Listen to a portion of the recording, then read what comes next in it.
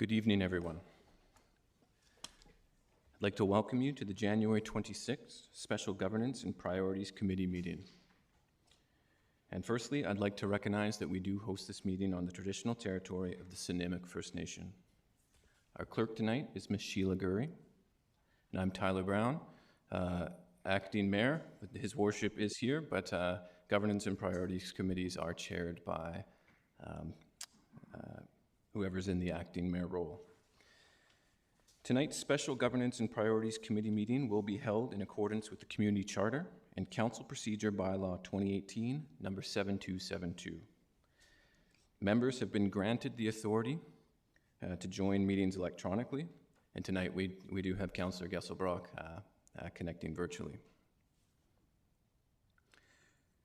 The purpose of tonight's meeting is twofold. It's for staff to provide an overview of the Nanaimo Operations Center project, and following that, after staff have concluded the presentation, members of the audience will be given an opportunity to ask a question or provide comment. Given the number of the people who may wish to speak, each person will be given 2 minutes to ask their question or provide comments.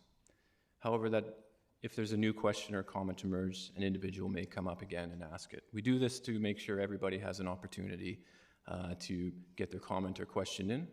And I would ask as well that if we limit, if a very similar question or the question has been asked, we try to avoid going over the same material over and over, just to provide opportunity for those new questions to be asked. But before we do get into the actual meat of the agenda, I just want to provide 2 comments on 2 items. The first is that in this space, we hear and express different views and different opinions. And we all have different ways and manners of expression.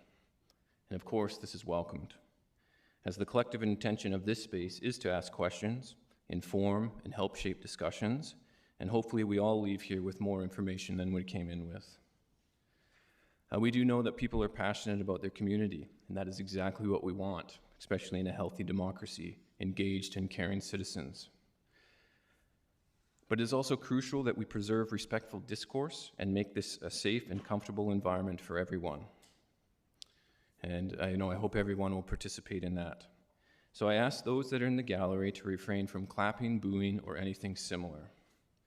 This is not to suggest we want to suppress voices. Rather, it's the very opposite. We want to ensure that this space remains free from any intimidation so that all voices feel safe and free to express themselves. The second matter I do want to address is that everyone is aware that there's an active, or most are aware that there's an active alternate approval process, or an AAP, underway. And we do know people have strong feelings about this. Unfortunately, there was a select few during the last process this past fall that were as they dropped in their form, were very rude and disrespectful to staff at City Hall. Now, in the second year of a 4-year council term, you of course can't, you don't always know if your council is going to hold an AAP. You can't choose that, but you can choose to be kind and respectful. And so I'd ask that if there is passionate comments that you do wish to make on the AAP, that the more appropriate place is with mayor and council. And so our email is mayor@council@nanaimo.ca. And at nanaimo.ca, there is also a list of all our phone numbers. And I'm sure we would all be happy to take the call and have further discussion. So with that, we'll get on to tonight's meeting. Our clerk tonight is Ms. Sheila Gurry. I'll turn to you for the introduction of late items. Thank you, Chair. For late items this evening, it's just the removal of Agenda Item 5, question period, and this is due to the format of this evening's meeting where questions will be asked through the duration of the meeting. And that's it, Chair. Thank you, Ms. Gurry. Council, we'd be looking for a motion to move the agenda. Moved by Director Perino, second by Councillor Perino, seconded by Councillor Thorpe. My apologies. Any discussion on that, Council? All those in favor? Any opposed? Seeing none opposed, motion carries, which brings us to the only presentation for this evening. Over to you, Mr. Sims. About a 25-minute presentation, I believe, on the Operations Center, and then we'll get into delegations. Thanks, Chair.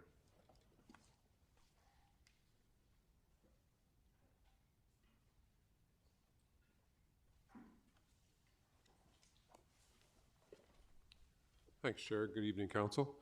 So the main reason for our being here tonight is really to talk about the need for the first phase of a major revamp of the City Public Works Yard, from the Public Works Yard as we know it today into a broader, sort of more functional Nanaimo Operations Center. From this particular center, all operational staff from Parks and from Public Works and even Fire provide critical services to the entire community. Once completed, the Operations Center will be a resilient, responsive, and effective support in support of Nanaimo's $4 billion in infrastructure assets that are maintained, everything from facilities to the $1 billion water system to our $500 million road system, water, sewer, curbside pickup, facilities, rec centers, fields, et cetera, et cetera. All of these rely on this functional center. So tonight's main focus is on the first phase, for which we are seeking electoral assent to borrow $48.5 million. So as mentioned, this is the base from which many of the city's services are provided, the physical services that the community relies on every day. However, as we've stated numerous times, the buildings are outdated, they're inefficient, and they do not serve the needs of the community. The community has grown, the services have grown, the demand for services have grown, and the operations facilities for both Parks and Public Works have not grown.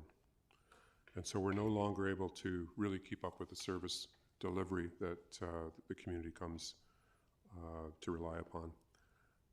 And I would say that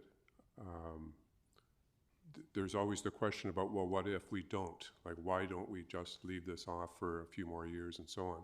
There's an ongoing risk of a declining service. So we've not had the conversation in this community about, well, these are the services we're willing to give up. We should, scale back certain services to try and save money. That conversation has not yet occurred. In fact, we've seen additional services being requested or demanded. And as you know, as we've talked about many times, this project becomes more and more expensive as time goes on. So the age and condition of the buildings are beyond the point where the structural deficiencies, simple maintenance and repair can keep up with them. So the first part of this presentation really does, as I said, focuses on the fleet maintenance, the shop we call it. But my comments really also are sort of universally applicable to the other buildings at Public Works and the Parks Yard at Prideaux.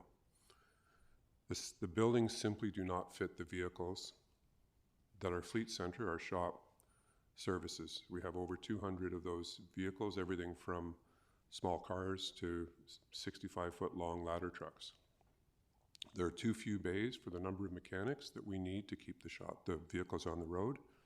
The interior spaces are too small, too narrow, and too short. And so this really actually limits the city's ability to continue to service its growing fleet. So as I've mentioned, the fleet building is critical to all city services: Public Works, Parks operations, facilities operations, and fire. These are just a few of the cornerstone key services. So interruption of the service, either due to declining conditions or a sudden event, would just ripple out to every corner of the organization and would actually hurt our ability to recover. And basically, the buildings are all past the end of their service life, even the lovely trailers that we've had in there since the 80s.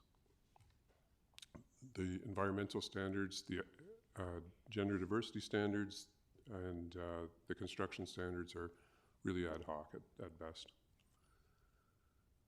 So certainly, Council has put a very clear message, not only this council, previous councils, on resilience in the community. It's highly critical. This is just good business sense for a municipality that's been here for 150 years and intends to be here for much longer. I can tell you that the current buildings, if you've picked up any of the hints I've been saying so far, are not resilient, and they do not begin to meet any threshold of resilience. but I really am thankful for the staff that work out of these operations buildings, because they're resilient and they're carrying on without the comfort of the buildings that might be in good shape. So just to talk a little bit about the project timeline. So, you know, these buildings at Public Works were constructed in the early 60s out of cinder block. And the Parks Yard on Prideaux is actually older, and it's been sort of refurbished maybe in the early 60s as well. The Parks Yard on Prideaux was the City Public Works yard when the city was mostly downtown or the old city. So since then, the blue shading that you see on the graphic actually are trailers and other sort of temporary buildings that we've sort of cobbled together and to fit in, just to try and keep up with the growth.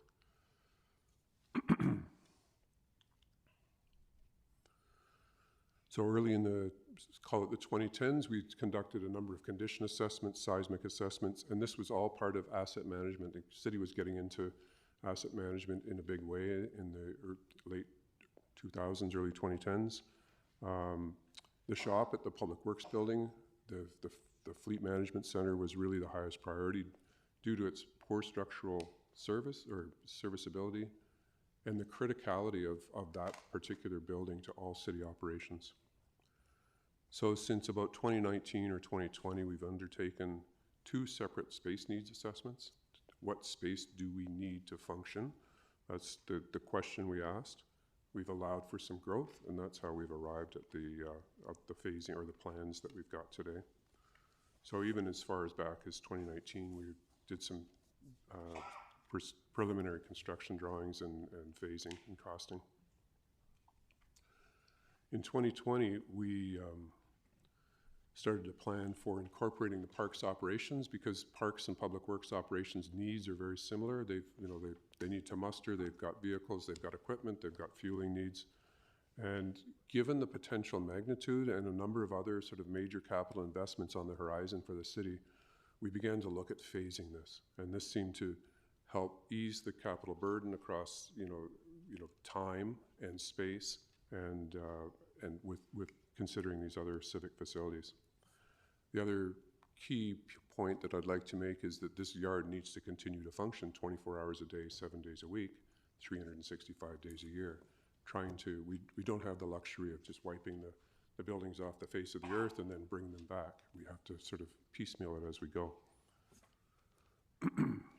So in 21, we started to do work that would help quantify the risk to the project, and this actually helps us refine the cost estimates a little bit. So are there environmental or geotechnical risks that are undiscovered? So we looked into that, and I can tell you that from an environmental contamination point, we expected it to be significant, but it's actually quite confined. This really helps put a bracket around risk, if I can use those words. And as well, we continued on with the development of a business case justifying that. At this point, we're using yet another set of architects, experts in construction management, and experts in construction costing, all from different corners of the province. So in 22, we developed the overall master plan, which we'll touch upon a little bit later.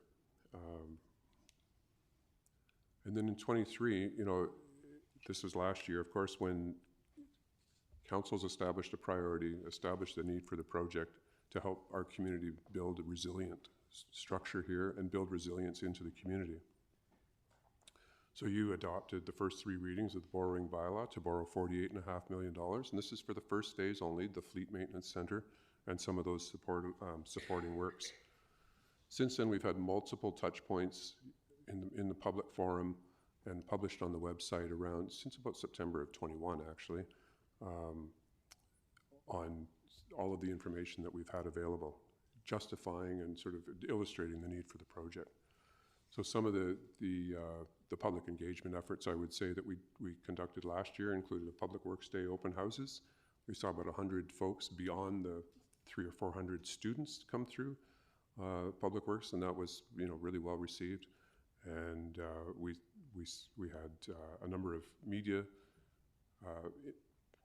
availabilities and communications. We've had notice, we've had an open house for this. This is all for the first AAP. So just now to talk a little bit about the design decisions and how we kind of got here. I talked a little bit about the space needs assessment. What do we need for the space? What we can, what is reasonable for operations? Excuse me. So the watchword that we've used over and over again is fit for purpose. So it's a utilitarian fit for purpose. It fits the needs of Nanaimo. It doesn't fit the needs of Surrey or another community. This fits our needs, which is really basic. It's a low maintenance, durable facility. It's resilient, be able to stand up after an earthquake, because we need to continue to provide this service. We need to be able to recover quickly and help our community members recover. This is a question, maybe I'll address it later, but other buildings will just won't be post-disaster standard, but they'll be renovated to building code minimums.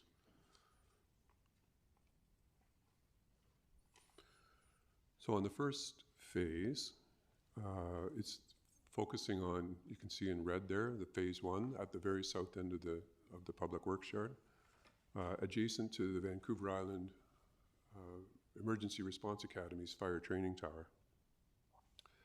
And because of proximity, the fire training tower uses wood and it generates quite a lot of smoke.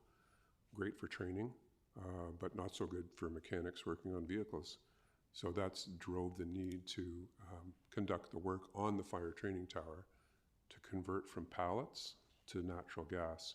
So this is actually quite an upgrade for not only our own firefighters, but the firefighters that we import from other communities that train here.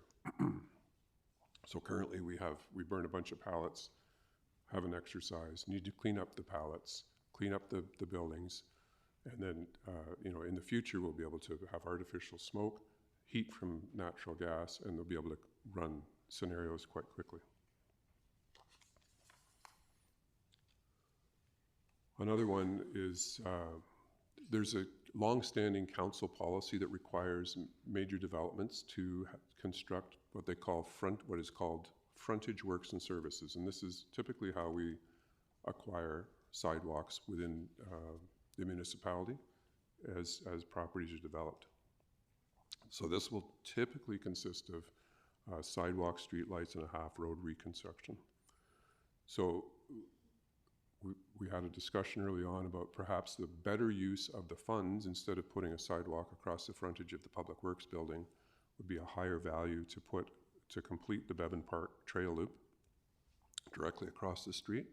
It still fulfills the needs of the pedestrian access along Labio Road, but it also triggers or checks a long-standing desire on the part of the public to complete the amenity of the trailway at Bevan Park. So we've heard a number of times that this is not really a need, but council policy is a need. We need to meet council's policy, and this is part of council's policy. It is also council's prerogative to waive the works and services. This is something physically you could do, but that would be inconsistent with the expectations that the city put on developers around town. So I'd just like to say that actually borrowing the full amount of the amount that we're seeking would actually allow the opportunity to build the full project, but it also retains that flexibility for a decision later. Another element of phase 1 at the corner of Dorman and Labio. This is sort of right in the corner of Bevan Park as well, is to construct reconstructed, I should say, a natural wetland or a pond. And the intent really is part of the stormwater system. This will help buffer peak flows that run off from the Public Works yard, as well as replacing some of the failing infrastructure within the yard. It'll help intercept pollutants before they get downstream and start to improve the quality of the natural watercourse and add a little bit of a habitat value to Bevan Park.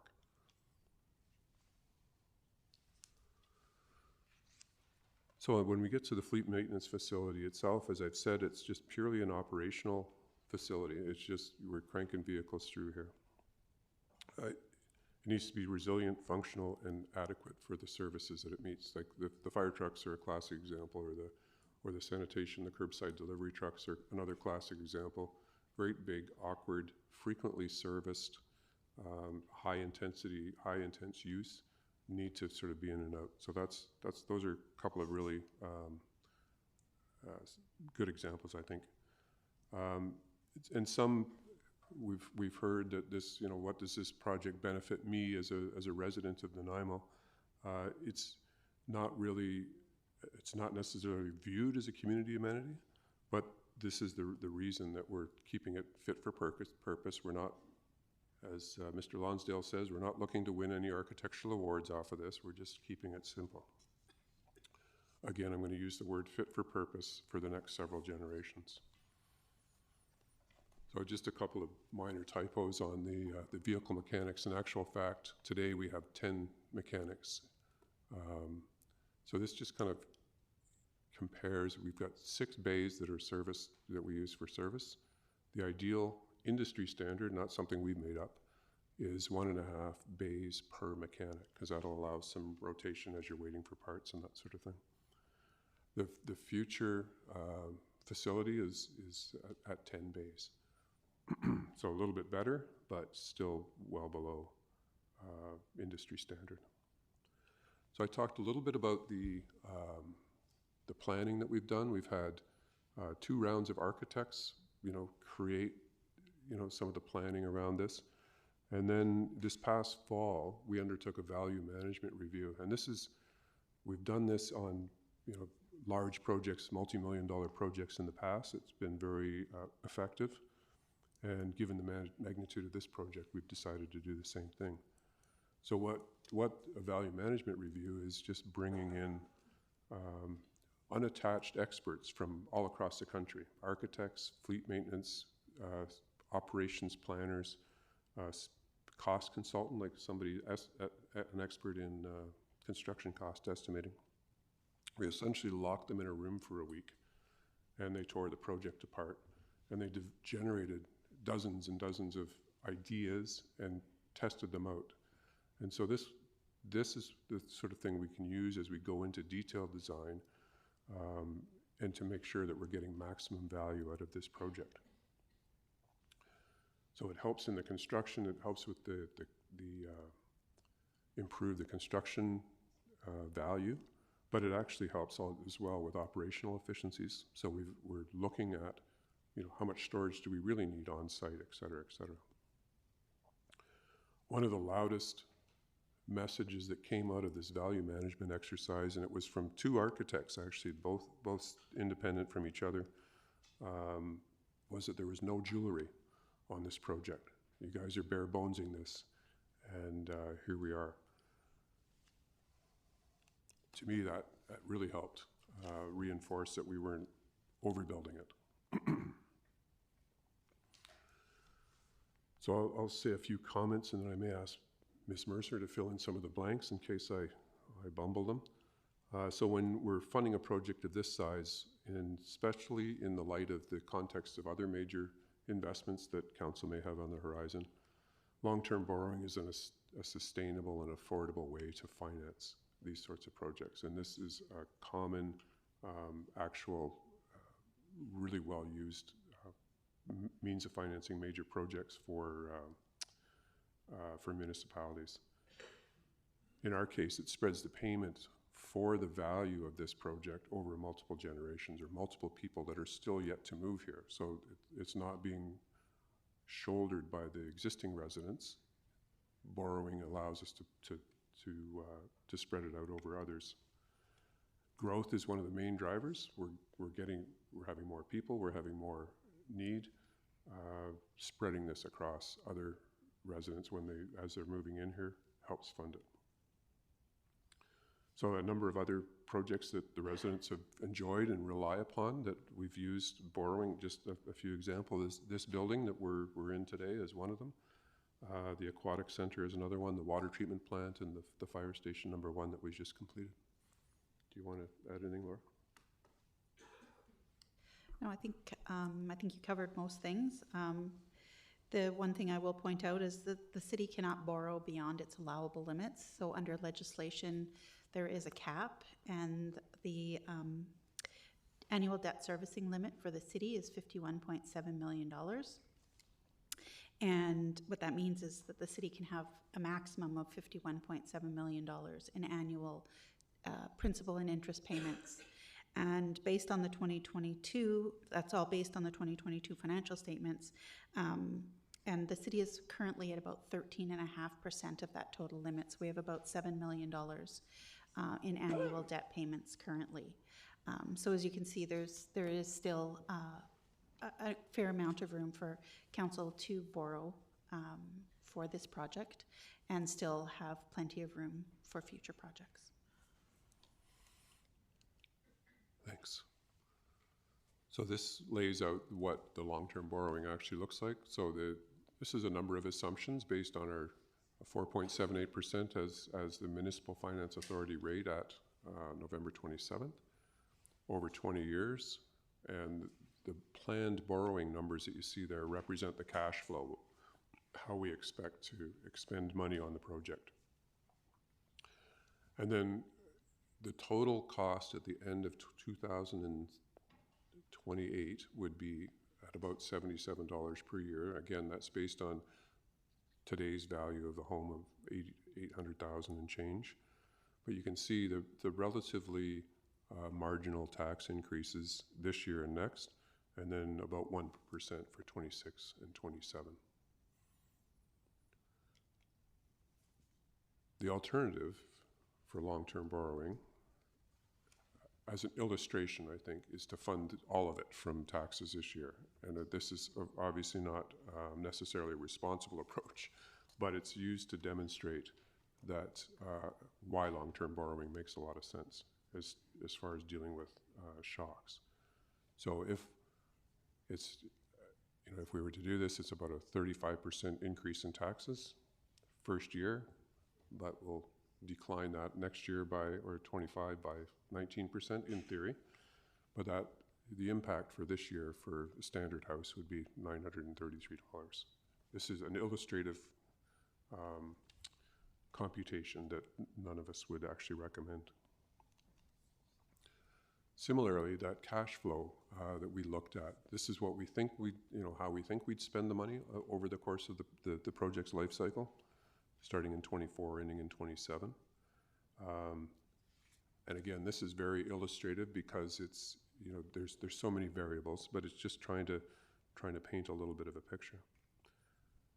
So the tax impact in this hypothetical case would be 2.5% increase this year, 8% in additional taxes in 25, 6% in 26, and a theoretical reduction in 27 of 11%.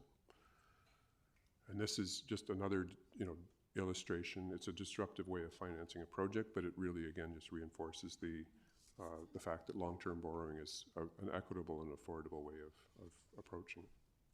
Laura, do you want to add anything to that? No, I think you covered everything. Yeah, it just, the examples were just to illustrate the different impacts on on a projected property tax increase of the three different options. And again, option 3, there's too many moving variables to actually do a typical house cost, but it is meant to show what the impact is. Thanks. So I'll try a little bit of a stab at this, and Ms. Guri can back me up. And so essentially, provincial law for borrowing for the long term and our own finance policy requires that we receive the assent of the electors, and that's the legal term when it's used, when a municipality wants to borrow over the long term. And as council is well aware, there's two means of attaining the assent, either a referendum or alternative approval. And the provincial guidelines tell us that typically referenda are those community amenities that some might view as nice to have. Like this conference center was a referendum question, whether, because is it a necessity to the functioning of the community? Perhaps you could argue not, but that was why. Alternative approval projects or processes usually used for those foundational, fundamental community needs. Water treatment plant, fire stations, police stations, and in our case, the operations center or the public works yard. I think that we'd like to emphasize too that the assent of the electorate is not necessarily on the project. Council's already established the need for the project. The assent of the electorate, the borrowing bylaw, is established on how do we pay for this? Are you in favor of long-term borrowing? So if it's not in favor of long-term borrowing, then we've got to kind of go back to the drawing board and perhaps come up with another option. So the water treatment plant was a prime example. Quite honestly, it was required. There's no choice. The city had to build a water treatment plant, and of course that was where we used an AAP, and it was actually it was really either borrow and pay for it over a long period of time or jack water rates up quite a bit. So should the AP that started last Thursday attain the electoral assent, this is the timeline that we expect. So essentially the detailed design continues. We'll start actually, I should say, in this year and extend into next year, and then construction we anticipate would start next year, continue to 27. So I'm just going to insert a little bit of some of the questions that we've seen over the last several weeks and try and fill in some of those blanks. May not capture all of them because there seems to be an awful lot, but out of the $48.5 million total, it's broken up into these 4 different pieces of work. So one is the foundational work, essentially the fleet maintenance facility. One is the stormwater management piece at $4.5 million. One is the conversion for the fire training tower, and lastly is the Devon Park Trail. So that totals up to $48.5 million. If we break it down another way, the construction total, like the actual construction cost, is $27.1 million. So, for instance, the fleet maintenance facility is $22 million estimated at this point. The project delivery component is just under $8 million. So that's architects, tendering and project management and that sort of thing. And then built into this is, we've seen crazy inflation. We've talked about that around this table numerous times. Escalation and a contingency for unforeseen. It's like there's things that we don't know this early in the project's life cycle. And so between inflation and contingency, there's a $13.4 million allowance. And one thing I'd like to emphasize is the 48.5 is a comfortable number. If we don't need to spend it, we won't spend it. If we don't have to borrow 48.5 million, we won't borrow 48.5. We only borrow what we need. So what will this cost me? We talked about this, $77 a year for that average typical single-family home. That's per household, that's not per person, or $650 a month per house. If we don't like long-term borrowing, we could try it all on, we talked about this, $933, which doesn't seem very affordable to me. So we talked a little bit about how we're trying to save money. So space planning based on needs and not wants. We've done that a couple of times. The value management exercise will sort of really create some disruption to the current thinking of the project and allow us to reconsider quite a bit of it. And this will be a catalyst for us to reconsider the actual needs on the ground for storage and functionality. If we don't have to build a 2-acre, I'm making a number up, we don't have to build a large covered storage building, then we can shrink it down to warehouse some of the materials. That's exactly what we'll do. So one thing that seems to have been a bit of a distraction is the fact around post-disaster. So there's a slight premium, of course, for making things post-disaster. The current building code requires that it protect life safety. So if there's renovations or a building's done to current code, it'll protect life safety. But you can't use the building after that until it's been seismically or, assessed structurally. But quite frankly, with Public Works as the fourth emergency responder, we need to be able to continue to service the community. That's the driver for the Fleet Operations Building and the Administration Building, which will serve as our backup emergency operations center, just little asterisks in there. So those two buildings are proposed to be post-disaster. There's about a 1.5% premium on the overall project to do so. The other buildings that we'll be renovating will not be post-disaster. The other, like if it's a storage building, will not be post-disaster. It'll just be built to the basic needs of the code. Again, as I say, the issue of seismicity seems to, it is an issue, of course, but it's not the driver for this project. The buildings are past their useful life. They're too small and they don't serve the needs of the community. So a seismic retrofit, hooray, will maybe make these two small, not useful, not functional buildings stand up in an earthquake, but that's not the problem we're trying to solve. It's one of the problems we're trying to solve. So we, over the last 3 years, have considered a number of options, perhaps a greenfield site. Why can't you build it over here? Why don't we take that piece of land? This is a central site. We've looked for the new site. It's more expensive in terms of servicing and access and so on and so forth than the existing property that we have. We've looked, we've begged, we've borrowed, looking for places to rent if we can put staff temporarily in one of the buildings next door to us, for instance. That would be a good opportunity to do something more in a larger way. Not interested, we couldn't find places to rent. And for renovation, we talked about this, so that the purchasing building and the truck barn are suitable for renovation. They'll be staying in place. I talked a little bit about, while I don't really benefit directly from these upgrades, this is not a public amenity like a pool or an arena, but in fact, this is a public amenity. This does, out of this nerve center, all of these services are provided. I'm not going to read that list.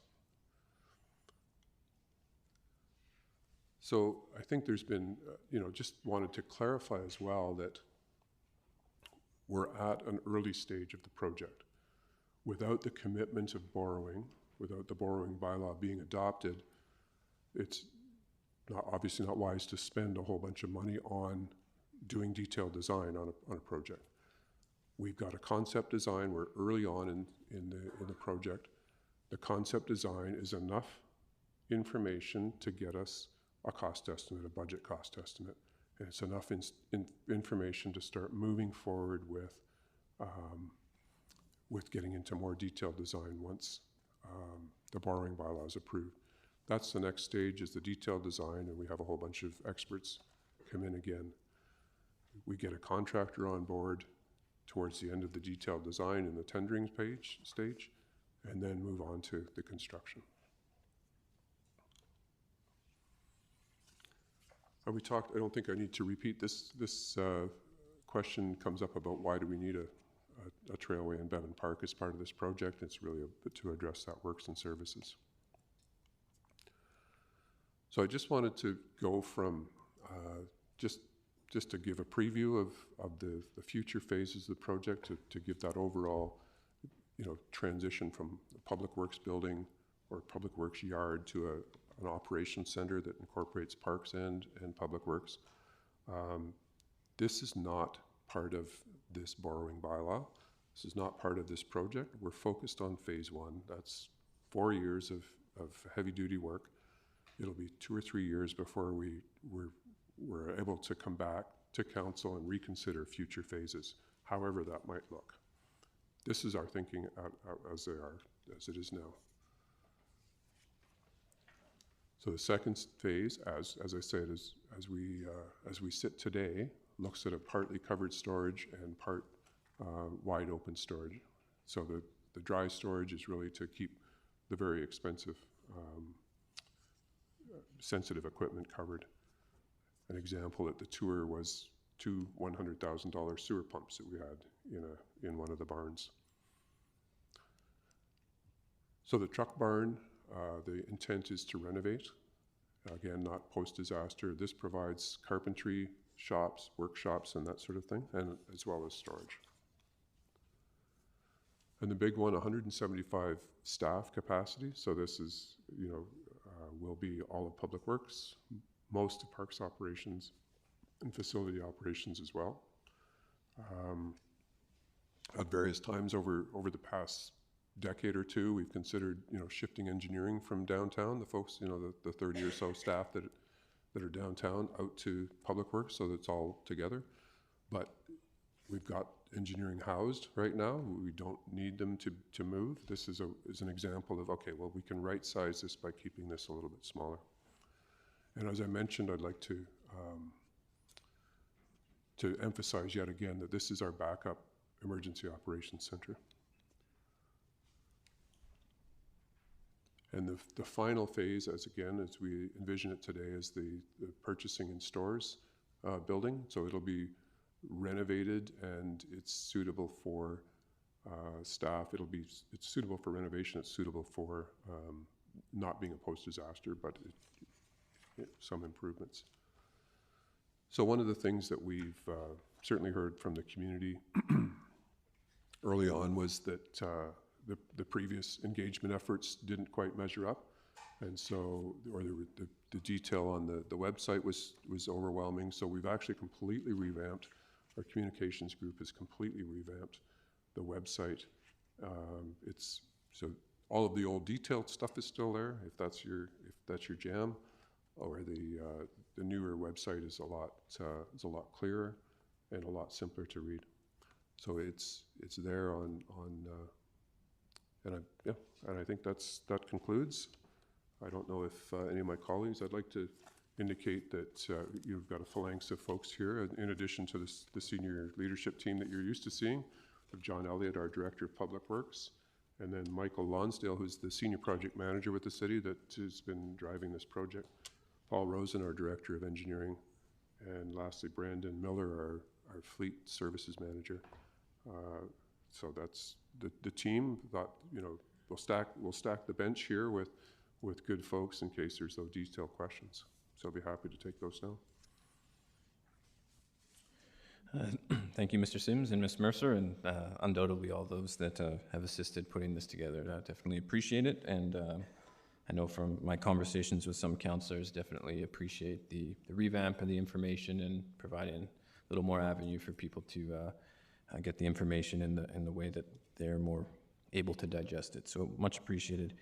Council, if there's any burning questions for staff, we can do those now. I do know that there is delegations as well, so. Okay, we will move to delegations. We did have one sign up, Ms. Cardinelli. And just as she comes down to the podium, I will reiterate, we're here for questions or comments on the Nanaimo Operations Center or the alternative approval process as they go hand in hand. 2 minutes is being provided to every individual, and it is 2 minutes. And so there should be a timer there. I'll start that for you, and you'll see when it's 1 minute as well. All right, over to you. Hello, my name is Valentina Cardinelli. I live on Old Victoria Road. I don't want to be here. You don't want me here in this capacity, so why am I here? I'm here because I believe that the alternative approval process is the wrong thing to use. I am very much opposed of the process. I am not opposed. It's in no way personal. And I'd also like to give a huge shout out to the amazing people who work for Public Works as well. But the alternative approval process has some big flaws. As an individual, I am prepared. I know that that my vote doesn't count in larger things, but I always wanted to hold on to the belief that I could make a difference in local politics. And the approval process takes even that away from me. And that's huge. That's huge for me. So I think the presentation today, thank you for your presentation, was interesting, but it focuses on why you want to borrow $160 million, and it doesn't focus on how the money will be spent. And I want to make sure that the why and the how come together, and I believe that a delegation would be helpful in this, in meaningful, constructive ways for everyone. I want to be sure that the money doesn't get misspent. I'm at 1 minute. Why am I here today? I'm here out of love. I am here because there's another potential cost to this project, because the rise in taxes make me concerned about my and others' personal happiness and well-being. 8% tax increases every year is too much, and I do feel that the burden is placed on our shoulders as residents here. I do feel that. In another 2 or 3 years, will there be another AAP for phase 2? Is that going to happen? Am I allowed to ask questions in the delegation? No. That's my time. I'm here out of love. Thank you, Ms. Cardinale. I just would say that the future phases will, of course, have to contemplate go down the path of borrowing through AAP or referendum. And I also do appreciate that a lot of people object to the AAP process. The higher levels of legislation essentially give 2 options, referendum or AAP, to borrow the project. Council to date has chose to proceed with AAP. But there's even parts of it in this presentation where it was talked about a need versus a want for the path. So is that a need or is it a want?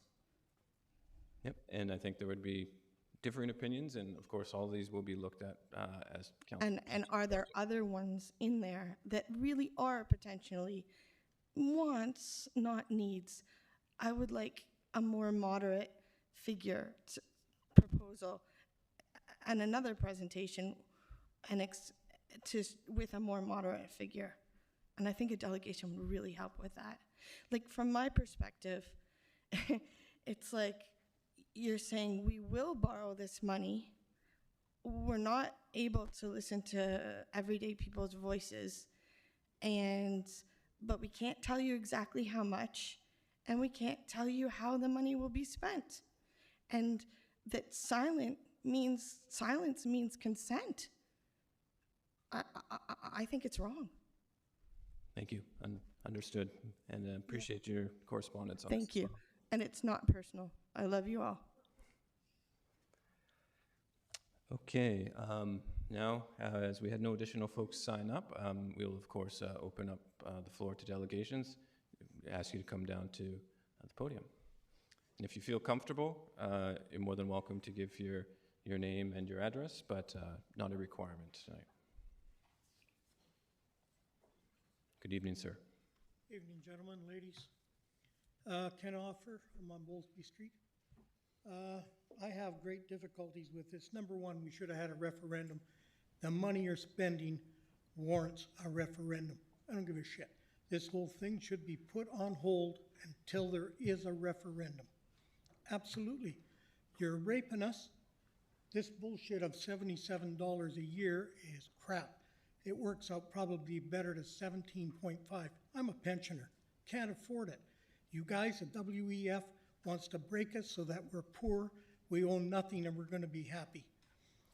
Your comments down here to this gentleman here. Where did I have it? You guys are saying we're going to have $84.5 million over whatever time. I will call that BS. I'm not going to call him a liar. I'm just going to say I choose not to believe him. The cost overruns, I've been in construction on big projects. I've been invited to do shops and other things for my input. So this is just crap that you're telling us, okay? So this thing is, you're gonna be a cost overrun of probably between 50 and 55 million, easy, if not more. So you can't feed us that BS. It's just not gonna come. Other things that I've seen, like your shop that you're talking about building. I just looked at ads for 70% off shops, steel shops, and they are earthquake proof. I've been working in them for years at 40 and 50 below weather, so don't tell me that they're not comfortable. Excellent comfort. And why aren't they have a drive-in, drive-out? You got a 65-foot unit? How come you're not driving out the other side? I've backed lots of semis in, I've backed lots of trucks in, and I'll tell you what, you're seeing blind spots, you're seeing dark and then white and blue, and it's just a disgrace. People drive in towards the back of the shop, and what do? They get their truck run over. Thank you, sir. Been there, seen that. That is the 2 minutes, and I think we've understood Well, I the. would like a couple of more seconds. If there's additional points you can come up, we do want to make sure we leave adequate time, so thank you.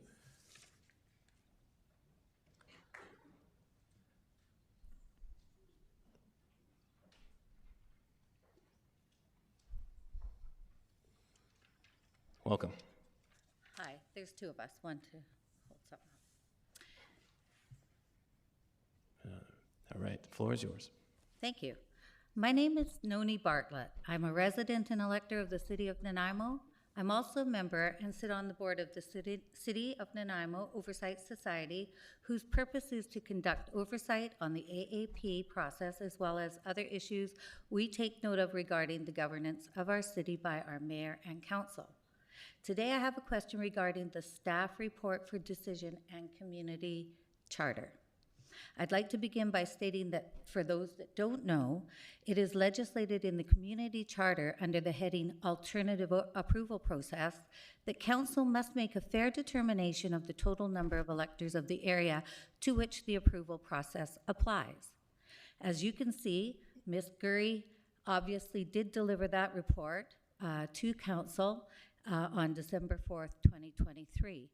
It was concurred by Dale Lindsay, Chief Administrative Officer, Laura Mercer, Director of Finance, and Bill Sims, General Manager, Engineering and Public Works.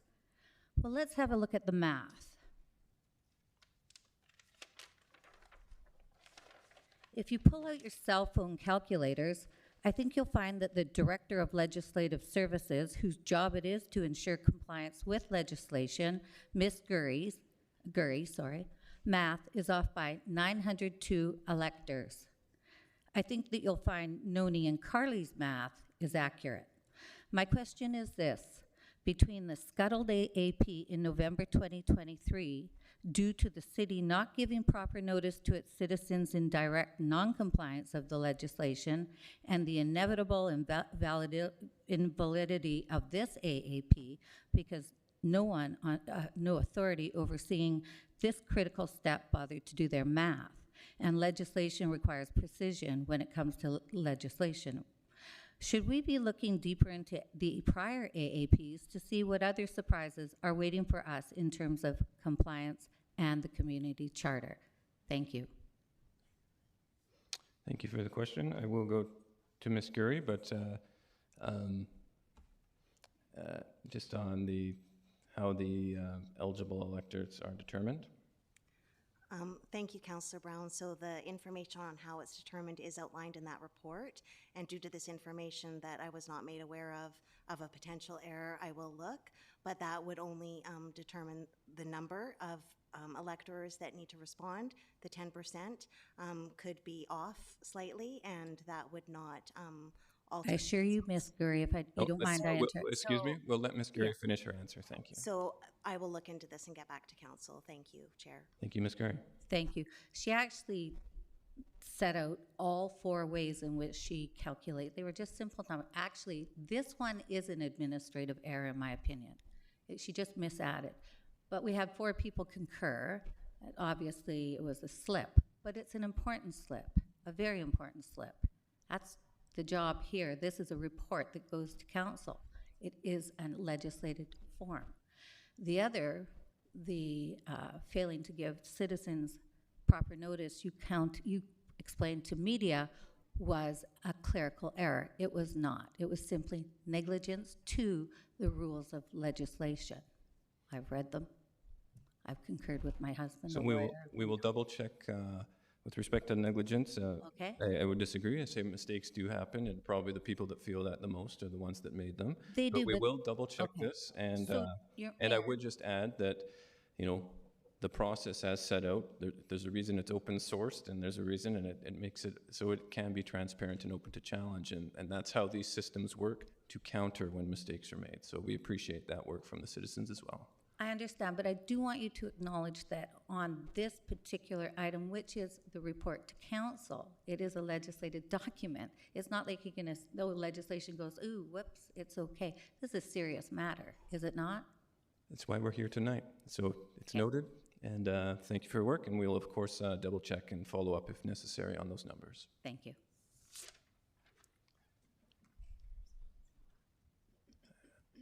Welcome, sir. Good evening. Hope you can hear me all. Again. Okay, my name's Derek Hanna. I live in Oak Ridge Drive in Nanaimo, and I've recently had a tour of the Public Works Yard. Thank you very much to Mr. Sims and Mr. Lonsdale for taking me around with other members of the media. And to be clear, I've got an engineering background, so I tend to look at the scope of why are we doing this, what's the justification. And I've got lots of notes prepared, but I'm not going to read them to you. What I saw there is a facility that is certainly getting old, needs upgrading. I totally agree. I commend the people for their vision. But you're also telling me that we need a ratio of 1 bay per worker out there, which is, I find that the industry standards seem to be completely missing the sensibility of what we need as a community to keep our trucks on the road. I saw a fire truck parked in 1 bay, and the bay we were standing in was the long one that would house that fire truck. So the theatrics are not working.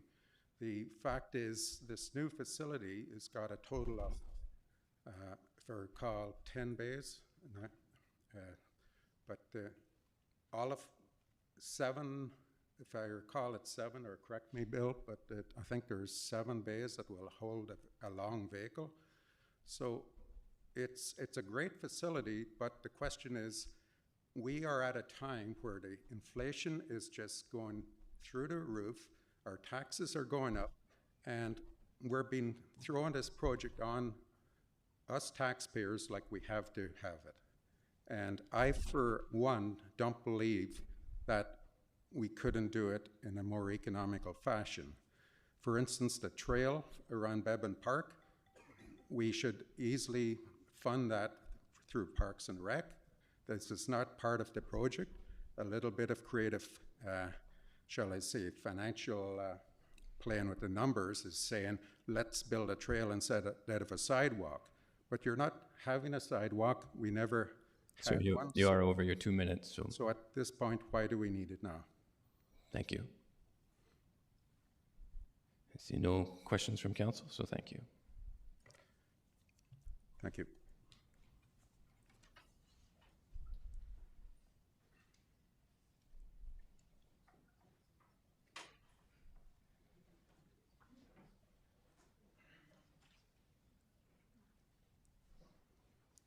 Welcome, sir. The floor is yours. Thank you. I'm Sandy Bartlett. I'm an elector in Nanaimo. My question for the council is, you have in your budget money that's set aside for referendums. It was a budget item last year. Is it a budget item this year in your budget? And have you collected more money from the citizens of Nanaimo for that budget item for this year?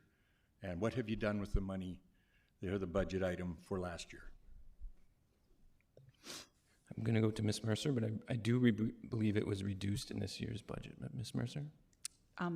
Through the chair, there was a budget item for 2023, and the unspent money will be carried forward to 2024, and there was no additional taxation in 2024 for it. So you have the balance of the funds is still available for a referendum in 2024? Correct. Okay. And what's the reason that the council has chosen an AAP over a referendum process? I think that would be up to individual councilors to ask when we did consider it and vote on it. Anyone is free to answer that question if they may. Your worship. Thank you very much, Chair. It's a question that I think was explained at some length by Mr. Sims during his presentation. This is a need-to-have project, and the provincial guidelines with respect to the legislation suggest that the AAP is the appropriate process for that. This is not a Shaw conference center. This is not a waterfront walkway. This is not something that would be very nice to have for the city. This is a basic project. And that's why the AAP process is being used. Thank you. I understand that. And I understood it the last time I heard it and the time before I heard it. My concern about this project is the city certainly has a discretion as to whether to use an AAP process or a referendum process. Just because in the city council's view that this is a need, not a want, doesn't justify the use of an AAP. What I would like to suggest to the city is they reconsider the matter. You've heard a number of people that are concerned, and I'm sure they were quite vocal at other meetings, that they want to see this matter go to a referendum. And I'm not quite sure why that can't go to a referendum. I think I've read in a few sources now that this has been quite a controversial issue in the city. It's going to continue to be a controversial issue in the city. So why not give the citizens of Nanaimo an opportunity to vote on this project? It's going to cost what we have budgeted for, so that's not a concern. It's already in the books as a budget item, and it'll be in the budget item, I understand, next year as well, because you need to have referendums. You can choose as a city council not to do this through an AAP process. You were presented with two options at the December 4th meeting. You specifically chose the AAP process. So that is a choice that the city council made. You can justify it any way you want, but you chose that method of having the citizens of Nanaimo deal with the inability that they see to vote on such a project. This is one of the largest asks for borrowing that I've ever seen in the city. Maybe you can help me with that, tell me there's been bigger borrowings. And this is a 4-phase project. It looks awfully scary to the average person. Mr. Bartlett, you are over the 2 minutes. Okay, yeah. So you get my point, I hope. Thank you. Thank you. And I would just add that, of course, that was a decision of council, and that's council's to own for better or for worse. So, thank you.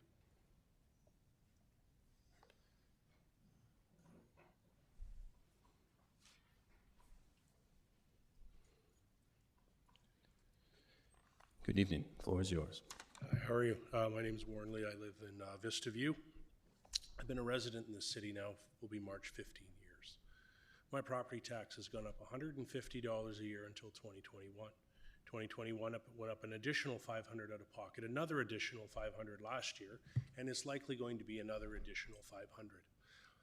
It doesn't take a fiscal rocket scientist to understand that we're talking about $250 million on this project.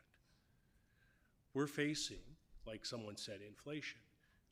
A genuine question, if the economy seriously falters, who's on the hook for this money? Who's on the hook to pay for this?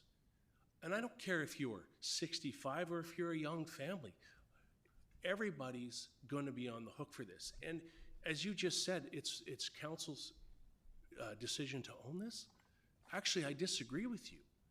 It'll be our decision to own it if something goes south. And let's not play like there's not an elephant in the room here. We're facing serious financial stuff globally. And you've got people from all ages and demographics in this city who are struggling. You know, and again, the onus is on the no, not on the yes. So we have to go out and get people to understand, because let's be honest, who's opening the Nanaimo News and saying, oh, there's an AAP, I know what that's all about. No, the onus is on us to say, to educate people, because you're certainly not doing it. You can say you put an advertisement out. The financial responsibility is huge, and you don't own it. We will own it. So my question is, who is going to own it?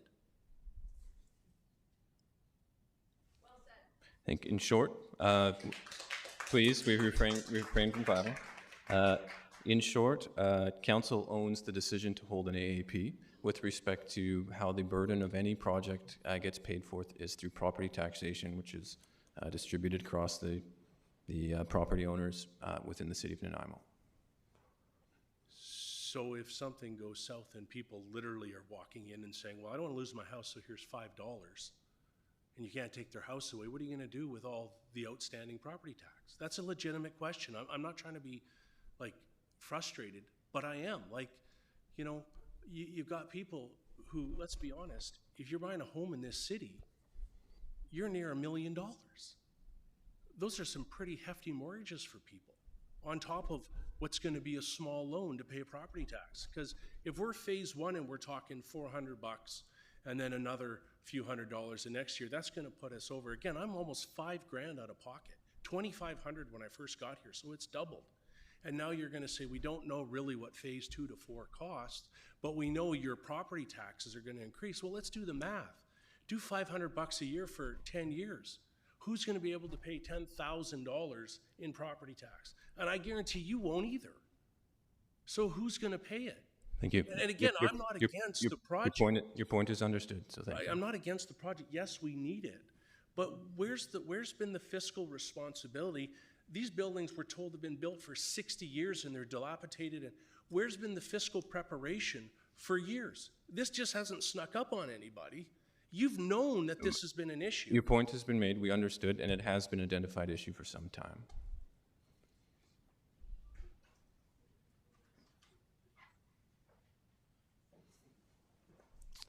I just saw the mayor smirking at the previous speaker's $250 million figure. I'd like to break it down for you.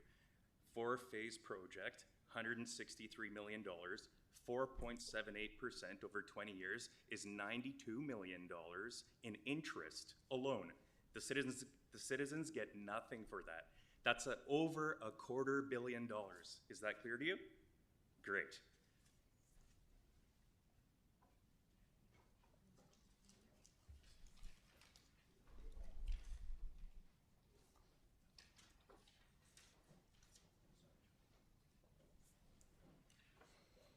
Welcome. Hi. I'm Jennifer and I live in Nanaimo. I had a hard time while listening to your speech. I wanted to laugh and think, what are you smoking to be so serious if I was to take what you said, you're contradicting yourself saying it's just a need, not a want. You said in your speech, it's just to get the trucks in and out, fixed and out, fixed and out. What do we need a sidewalk for? That's how many million? Why does it have a second story on the whole thing? And why are you bringing 175 people there? You just said you just need a shop to get your trucks in and out. Why are all the employees have an office that they go to that's working for them? Nothing has burned down. Why we're working virtually? People work from home virtually. Why is this big need to bring everyone under one roof? And then you quietly explain later, it's the emergency operations hub. You just said you just need a shop to get the trucks in and out. And then you quietly later switched the topic to, we got to get 175 people in there, and it's going to be the emergency operations hub. And why are you blocking people from having a gas fireplace where they're going to turn it off and be frugal because they get a bill, and you're going to heat this building with natural gas? And you're going to convert the fire hall so they can practice. I don't know how you can practice putting out a fire that's coming out of natural gas.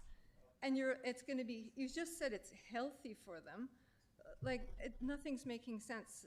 you know, and then you're gonna have fake smoke. Well, why don't you just do the fake smoke and not make it natural gas? Those garage doors are gonna be open and blowing, that's harming the environment if nobody else can have a gas fireplace in Nanaimo. Go keep smoking.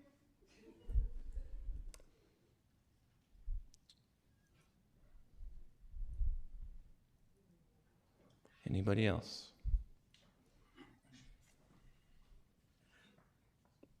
Welcome. Hi, thanks for having us. This is great to have this open forum for us. So I live on Finlayson, just downtown. It's wonderful. So I've been living in Nanaimo and Protection Island for about 22 years now, and I love it. But I get tired of going into these citizen groups, trying to stop things. You know, at first it was the city of Nanaimo sort of walking away from the Port Authority, selling the harbor off to an American hotelier. And then next it was the city of Nanaimo trying to remove the Colliery dams, not understanding the love for these dams that the city had, or the people of the city had. And then the next one was that we tried to build that arena down here at the waterfront. I got involved in another citizens group for that, to try and stop that madness. And the city just pushes forward with these sort of hyperbole that this is gonna do, we're gonna do this is gonna happen. And then was part of another citizen group who kind of discovered a lot of you, thankfully, came forward. But to reiterate what the last gentleman said, there seemed to be a lack of fiscal responsibility. And if we knew this city works yard needed to be done 10, 20 years ago, why are we building what I can calculate to be about at least $20 million of bike lanes around the city?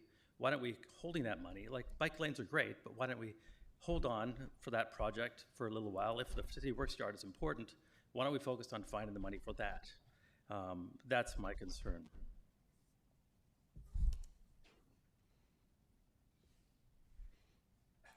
Thank you. Would say that, you know, we did have some dialogue about this. A lot of those bike lane projects were very different funding source and also provincial and federal granting. I think the crux of the argument, though, is this has been identified for some time and unfortunately delayed for, you know, we can't go back and know what was in the minds of other councils, but it is a long overdue project in some capacity. And so when it comes to polling from other projects, there is a lot of other projects, you know, so Metro, for example.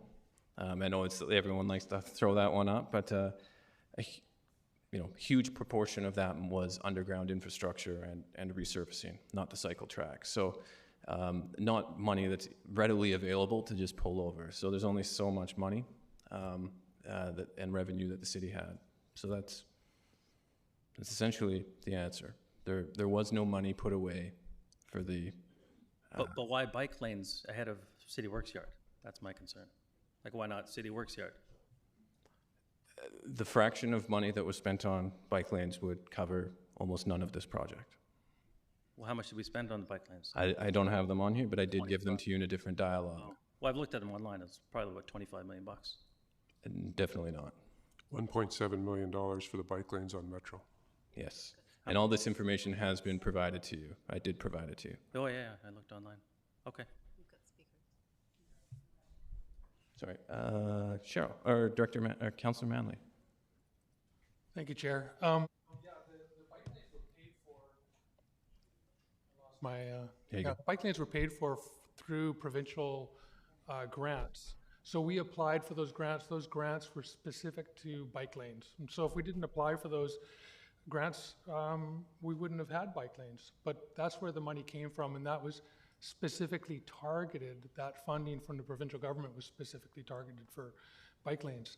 I just want to correct the previous speaker. You are allowed to have a gas fireplace in a new build in this community. That's zero carbon step code does not prohibit gas fireplaces at all, and you can read the provincial legislation on that, and you can read the city website.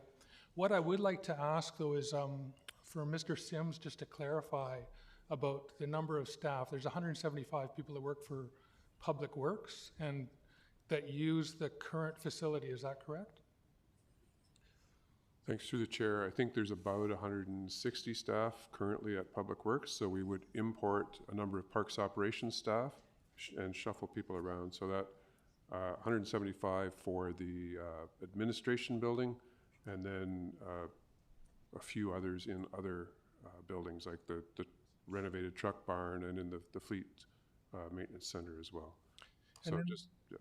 And then the second floor of the maintenance building, there's offices in there as well? Well, the second floor, the fleet maintenance is really about storage, so mezzanine storage. And then there's, of course, the headroom for the larger vehicles as well. Okay, and there were some questions about the size of vehicles just from one of the previous speakers as well. I'm just wondering if you could clarify some of the things that he was discussing about why the fleet building So is. certainly, we're not going to be fixing 10 65-foot-long fire trucks at one time, and neither would similar for the sanitation collection vehicles. However, there's 3 or 4, it's not infrequent that we have 3 or 4 garbage trucks in there at the same time, along with 1 or 2 fire trucks. So we need to create that space, but the other point that we've made, there's 10 bays, but the depth of the bays allows stacking of smaller vehicles. So that allows that increase in the number of bays being served by mechanics, if that makes sense. And yeah, that makes a lot of sense to me, actually. So you can use one bay for multiple vehicles. Correct. How many fleet vehicles do we have now? I'd love to defer to Mr. Miller and give him an opportunity to speak up. Yes, the chair to Councillor Manley, we have just over 200 vehicles. So about 160 regular fleet, light duty, medium, heavy duty trucks, and then about 45 fire services vehicles. So just over 200. Just to that other question prior to, we in Fleet Services, we have a license. So we're a designated inspection facility through Commercial Vehicle Safety and Enforcement. And that is a license, that license that we hold with them is a privilege. So we're also mandated and required to have certain things within the shop. So that is a weather-tight building, that's a permanent roof, concrete floors for moving equipment around, specialized tools, hoists, lifts, that sort of thing. Are there, is there specialized equipment that's involved in this budget that is included? Like, I imagine it's not a cheap piece of equipment to lift a fire truck or a garbage truck to work on it? Yeah, great question. Yeah, there'll be in-ground lifts, in-ground pits, things you would commonly see in a new shop.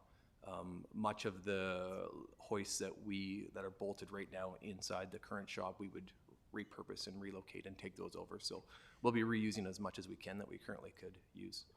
Okay, Yeah. thank you. Thank you. Malcolm? You guys mentioned that AAPs are used in emergency situations, correct? I don't think anybody used that word, no. How would you describe that? AAP is... Must, need it, like for sure need You asked a question, I'll answer it. Sure. If council wants to chime in too, but essentially have two, when you need electoral assent for borrowing, you have two options, a referendum and an AAP. And AAP is often used for what's considered just more a general need, sewer, water, public works type applications, rather than items that people might more clearly identify as a want.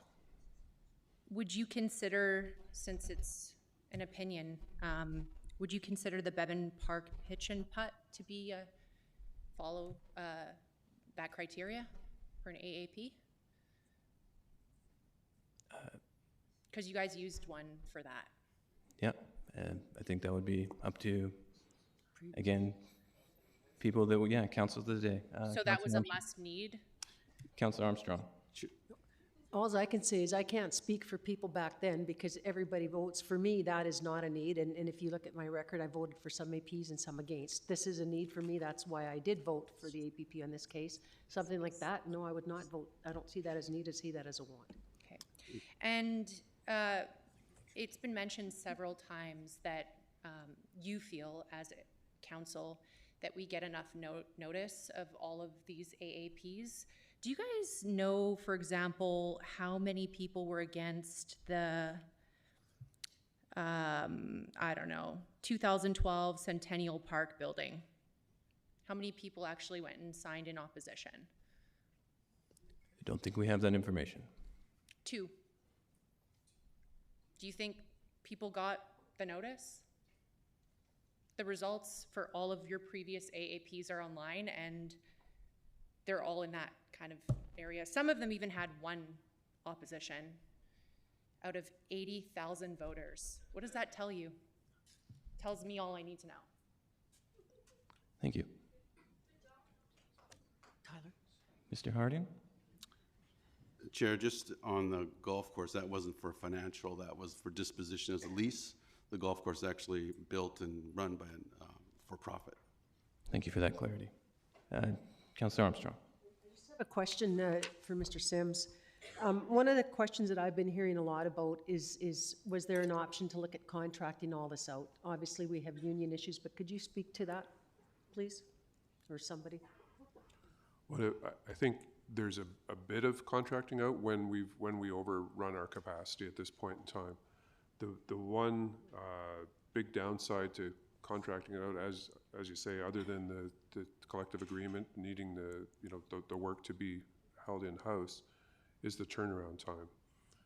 The fleet maintenance facility and the public works yard generally runs on a 24-hour basis. We don't have mechanics there 24 hours, but we will if we have to.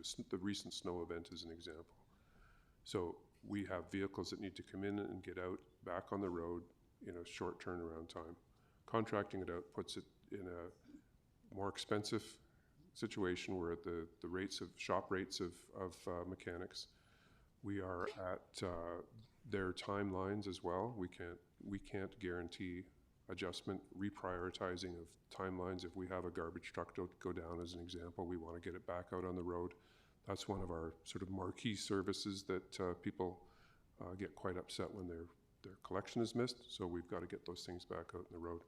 So that's one of the fundamental reasons that we keep the work in-house, is that responsiveness. The demand from the community is such that we need to be able to crank this stuff around. Thank you. Welcome, sir. Thank you. This won't take very long. I don't understand what's going on with the buildings and what have you, but sat up there quite clearly is the city has lost confidence in the town hall. That is your biggest problem, not the money. The city do not trust you anymore. Thank you. Thank you.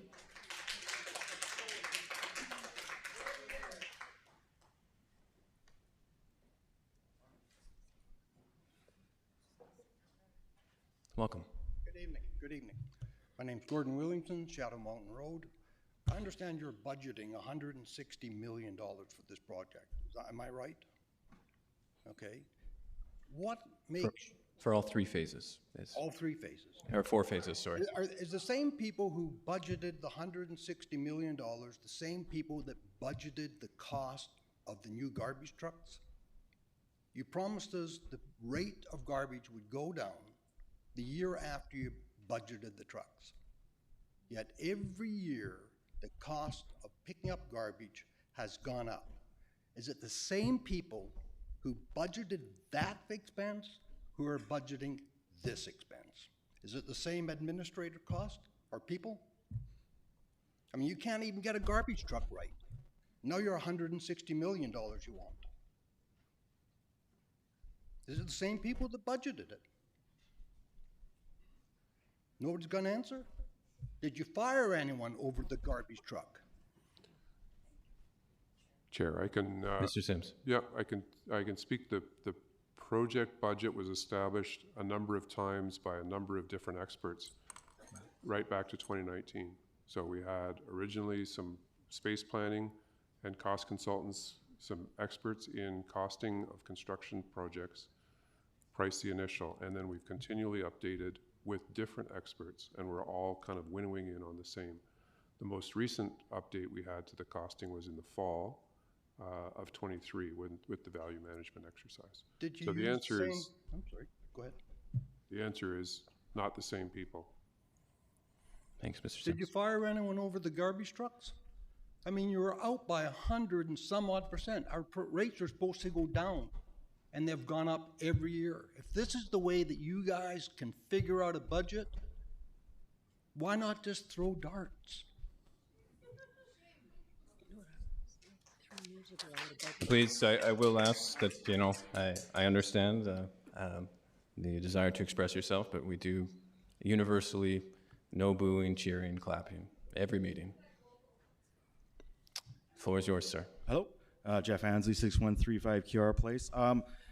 Miss Bartlett and Miss Cook stole my thunder. That was the question I was going to ask about how the numbers changed in terms of the voting. And she didn't quote the Community Charter Section 86, subsection 4, which states the council must make available to the public on request a report respecting the basis of which the determination was made. And so I am formally making that request because I can't remember if she made that request. Secondly, so in the financial terms, are you allowed to borrow $51.7 million a year or altogether? Go to Ms. Mercer, but that's what we would for debt servicing, so the amount that we'd pay back in interest. Ms. Mercer. That is correct. 51.7 million is the maximum amount the city can have in annual interest and principal repayment. Okay, so the numbers you show, you can borrow that. Okay, fair enough.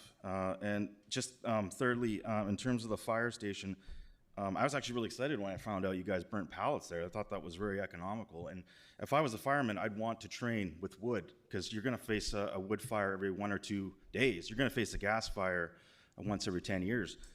It would make more sense as a training purpose to have burn wood. And since we're asking citizens to stop using natural gas, how much gas are we going to burn there training them? That doesn't seem economical to me. Thank you.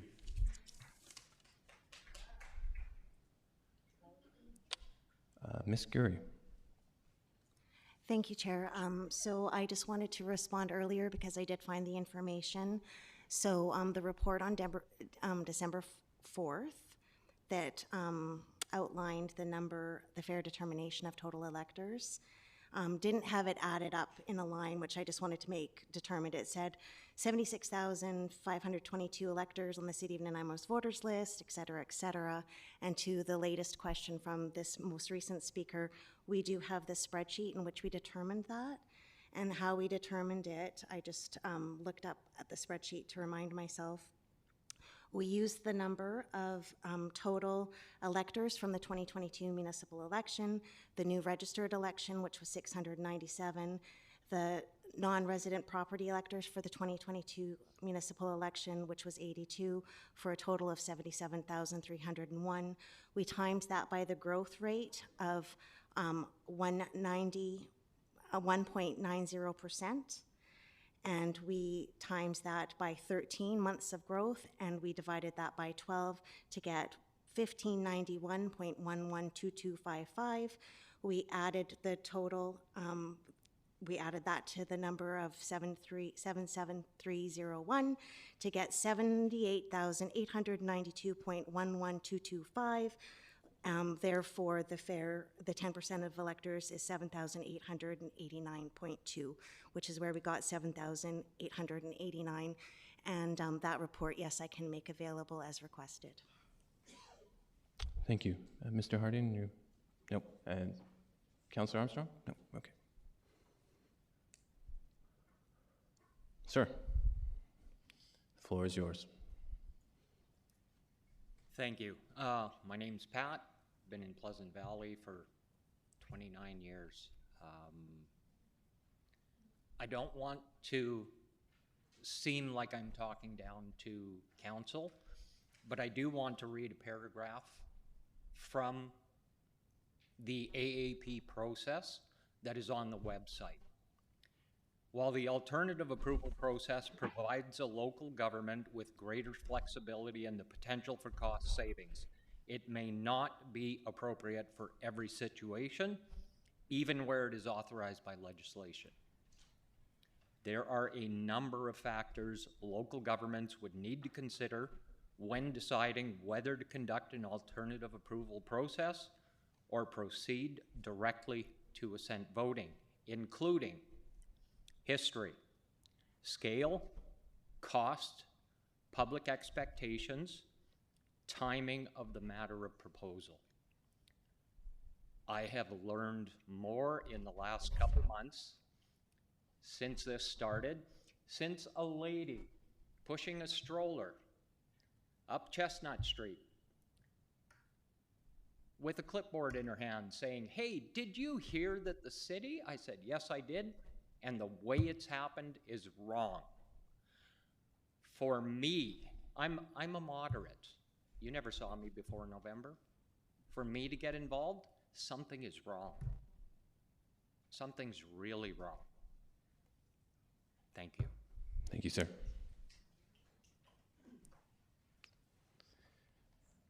Welcome. The floor is yours. My name is Susan Allen. I also live in Pleasant Valley. For me, the biggest thing is the lack of trust. And I think it's probably mirrored by a lot of people in our community. I've been very disappointed by this council, and I voted for a lot of you, and I encouraged friends to vote for you based on my limited knowledge. I feel that presenting non-opposition to an initiative as approval is dishonest and misleading. And we've heard that a time and time again. The good people of Nanaimo support this project. Well, the good people of Nanaimo didn't know enough to oppose it. It wasn't well advertised enough. So I find that somewhat dishonest and unintegrous, and it causes me great grief to think that I don't really trust you people anymore. You know, I think that sentiment is held quite widely in the community, and I'm sorry about it. But I'm trying to catch everything now because I just sort of went through my community life with rose-colored glasses, I guess.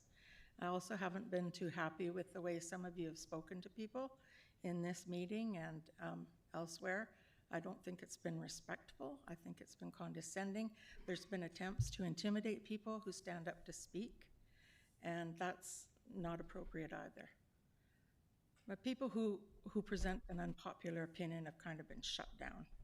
And, you know, that happened a couple of months ago. So I'd just like to say that I think you need to consider that, because people who live here care about the community, and if they take an interest in voting at all, it's because they want to have some input and feel that they can trust the people on council. And my trust has been significantly compromised.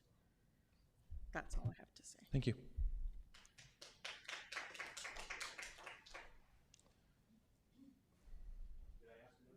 Absolutely. Yep.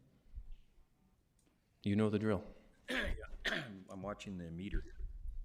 So I heard Ms. Gurry talk about the way that she determines the electors.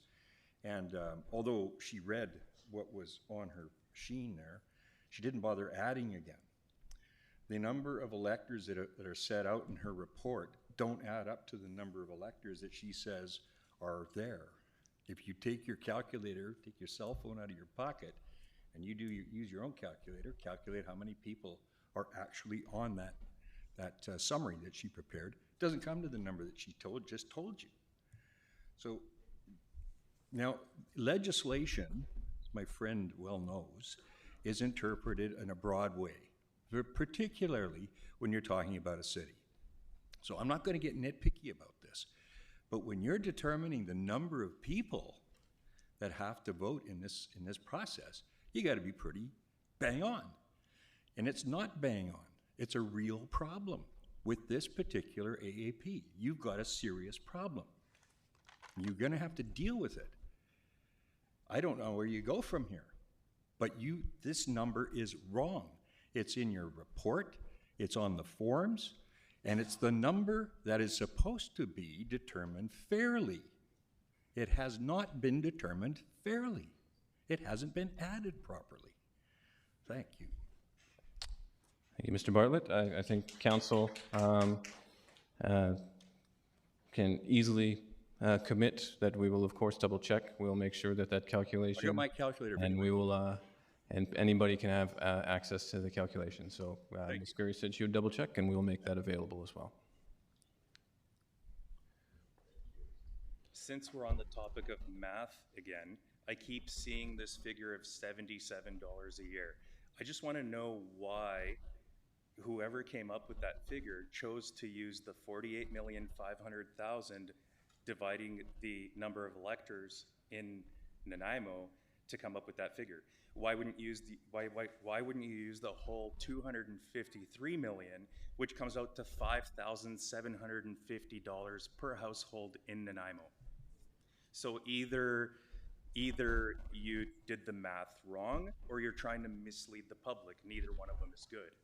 Quite simply, there is no council endorsement or authorization for the full project. Only phase one has been entered into the financial plan and I has council understand the approval. technicality in the 4 phases, but why wouldn't you want to communicate to the delegates in Nanaimo what the real figure is? Like, why are we trying to mislead? Why aren't we including the interest? Why aren't we including all 4 phases? Because this isn't a bylaw to borrow for 4 phases, nor is four phases in the financial plan. This council and the 5-year financial plan only contemplates phase 1, as does the borrowing bylaw only contemplates phase 1. Fair enough. Councillor Armstrong. I just wanted to add, it was broken down into 4 phases because we thought, maybe wrongly, I don't know, that would be more palatable for people to look at borrowing 48 million now versus 100 and, you know, and I agree with you, that the number's probably gonna go up. I mean, I'm a realist. Like, if you would have asked me 3 years ago that you could buy a house, your house would, from 500,000 up to 800,000, I would have laughed, but we know that's a reality, so we know that's gonna go up. So that way, excuse me, that's one of the reasons it was done. And also for the fact that interest rates could drop again as well. So for the next phase, hopefully it'll be less. They could also increase. You're exactly right. Given with what's going on in the world with inflation, chances are. I agree 100%. Go up, go down, we don't know. It's a crapshoot, you're right. I agree 100%. 4 However, we do, and then again, this is my opinion, we need that building. It has to be built. I wish it would have been done 20 years ago when they first started looking at it, but people at the time decided they didn't want to raise taxes. They didn't, it was the priority, then it changed to a different priority, and I can't remember which it was. I don't know if it was the SARC building or whatever. Same thing with the police station. It was supposed to be rebuilt in 2010, which got put off. Now it's going to cost us probably triple of what we would have done it at That's the the time. next AAP, right? No idea. After this one. I think we need to bring it back to Yeah. topic at hand. is But the I'm just saying, like, the fact remains that that's why it was broken into phases, was so that would be, in my opinion, and others, that it would be more. Well, I understand why it was broken into Yeah. phases. I don't understand why you're communicating it to the public as if it's $77 a year, when it's really $5,700. I just gave you the answer. So we do have his worship. Thank you very much, and I have a question for Mr. Sims and Ms. Mercer, just to confirm what is said on page 15 when it comes to the total project cost, the $48.5 million being borrowed. And looking at the graph charts, am I misinterpreting something when those orange section indicates contingency allowance and another section provides for an allowance for inflation for this project? Correct? That's correct, Your Worship. So I guess my point in this is that council and staff have considered that, yes, there will and likely may well be inflation, and there may be contingencies. Economies go up, economies go down. We do not have crystal balls, any of us, that are perfect. And that is, I think, a very prudent approach in terms of the potential of the $48.5 million total requirement. It's based on the best advice we've received from various experts. It's looked at, as I say, if you look at the chart, allowances for inflation and contingencies. Sorry, we can't give you an exact figure. I can't tell you what the price of asparagus is going to be next week, but I tell you I didn't buy any this week because it's too expensive. It might be cheaper next week. But we, as a council, are committed to a project that we see as a need to, notwithstanding the opinions that others may have. With respect to your comments about why aren't you being honest about the total cost, frankly, sir, that is a great mischaracterization. As has been pointed out over and over. I didn't say that. I said it's one or the other. Let's, well, excuse me, we're not going to get into a back and forth debate. Precisely for that reason is why you shouldn't be borrowing money for projects like this. Because you don't know. Okay, excuse me, sir. We're not going to respond. Okay. The point is simply this bylaw is for this project. It is not for future projects. That is what the citizens of this community have the right to participate in by way of the alternative approval process. If and when it comes to another phase, whether this one passes or not, the citizens will again have another opportunity to do so. We're going to go to Councillor Gisselbrock first. Yeah, Councillor Gisselbrock. Thanks, Chair. I just really do want to reinforce the point about the phases. I remember when this project was first brought towards council, and it was presented all in one with the $160 million price tag. And I clearly remember, that being a large number for council to take on. And we, with staff, clearly discussed like what are the priorities here, and can we make this in phases, and what is the highest priority phase to do. And staff came back and they said that the vehicle bays was the biggest need that we had, the highest priority, and that's what council has approved and decided to go with. We're going with the need to haves. That's why there's phases, and we're not asking the community to borrow for the full 4 phases, because we don't know when or if those phases will future happen. But what we do know is that we need to make phase 1 happen, and we need to make it happen during this council cycle. And that's what we're asking the community to commit to. We're not asking to commit to phase 2, 3, 4. And so I do think it is a bit of a mischaracterization that we're trying to go with a lower number because we are trying to do something, under the table. That's not the case. We definitely are setting the priorities for what the needs are and are committing to phase 1, because that's what we need to do, and that's what we're borrowing for. We're not asking to borrow any more money. And it probably will be another council's decision whether to go ahead with phase 2, 3, or 4. So thank you. Just want to make that clarity. We'll get a comment, but let's keep it I'll cool. keep it cool short. as a cucumber. All right. So based on the logic we talked about with the interest rates and everything, why was the interest rate not included in that $77? If we're just fine, we're just doing this phase 1. Why was the interest not included in that calculation? Ms. Mercer? Through the chair, the 70s. We know the rate. It's 4.78. Yep. Let's give her a chance to answer. Yep. The $77 represents the cost to the homeowner that includes both interest and principal in that payment. Not based on my calculations. And your calculations have been wrong in the past, so I don't know. That's again, I think we're done with the questions there. Let's keep it respectful. If you have a question and you have different calculations, by all means, email the mayor and council, and we'll get it.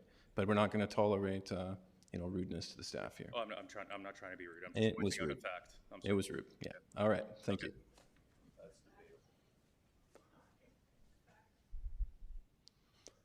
Welcome. I just want to say how impressed I've been. I'm Kathy. I've been here all my life. At the citizen information that was presented here tonight, I was really impressed with what I heard. I'm one of the hundreds of people that are going to be spending hundreds of hours canvassing and trying to educate people about the referendum or AARP process for this project. I do a lot of volunteer work, and I resent that I don't get a salary, all of you do, and it's my job to go out for hundreds of hours and to try to get all of this understood and signed for people that want input into this. I just don't think that's a very good use of our time, and I would ask you to very much reconsider the AARP and go to a referendum. I think it's much more respectful of all of us who do a lot of other stuff in this community. And we care, we live here all our lives, we have families here, we all pay property taxes. I'm already nervous about the new police station that's coming up too. So every year or two, there seems to be really big things happening. And I know that you're only maybe gonna be on council for a term or two. I did vote for some of you. I just think you should listen to the people that vote for you. I think that would be a really good direction to go. Thank you.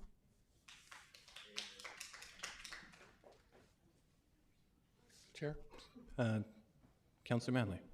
Yeah, I just had a question to Ms. Gurry about the difference between an AAP and a referendum. And people have to campaign one way or the other. If you're opposed in a referendum, you have to campaign. one way or the other.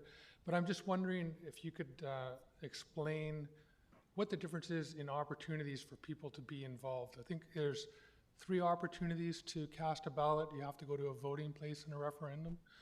Could you just enunciate a little bit the opportunities under an AAP to engage and be able to provide your input? Yes, thank you, Councillor Manley. Through the chair to you, the provincial guidelines outline these differences as well. The differences are mainly what you just spoke of. For a referendum, it is the same, it's also known as an assent vote, and it's the same as an election where you have your one voting day that is set, and you have, in accordance with your bylaw, at least one advanced voting day. Our bylaw allows for 2 advanced voting days. So you would have 3 days in total where you would have to go to one of our locations to vote there in person. And the provincial guidelines outline how an AAP is meant to be more accessible as you get a minimum 30 days to cast your response when you're not in favor. You can pick up copies of the forms, you can print as many copies of the forms, you can hand those copies out, you can bring in copies for other individuals, so it's meant to be less restrictive and give you that much more time. So that is what the provincial guidelines outline anyway. So you can't do that with a ballot for a referendum. You can't print a ballot online and drop them off with your friends and get them to bring it into City Hall and kind of vote any day of 30 days? No. No, I didn't think so. Thank you for that. Sir? Greg Brown, Malaspina Crescent. I have a solution to Mr. Bartlett and Ms. Curry's disagreement on the number of people who are entitled to vote. Just hold a referendum, solves the problem. There is no disagreement. And that conversation that just took place is as disingenuous and deceitful as the AAP is in the first place. Because to suggest that the opportunity to participate in an AAP is the same, or even better, as some have suggested, than a referendum or a vote is an outright lie. It places the whole responsibility of the process on the no vote. A referendum and a public, if it was so democratic, why don't we use it for all elections? There's a reason why. I don't think too many people are disagreeing with the need for the structure and the services to be built. We certainly do appreciate them. But I believe you've lost a pile of credibility, because where has asset management been for the last 60 years? For it to come up as a critical, we're past the point of no return. It's crumbling. We all agree with that. But where was asset management? And at the end of the day, the buck stops with everyone here. And I know you're part of them as well. I'm assuming you pay taxes just like we do.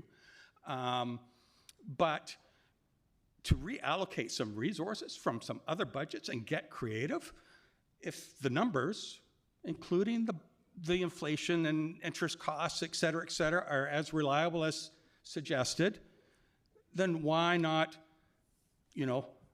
whether it's, fine, I appreciate your comment about bike lanes, but reallocate. So we've got a bus, how much is this new bus terminal costing, which we're moving a block over? I mean, is that a need? I don't know. You obviously know more than I do. But if people are upset, that's why they're upset. Thank you.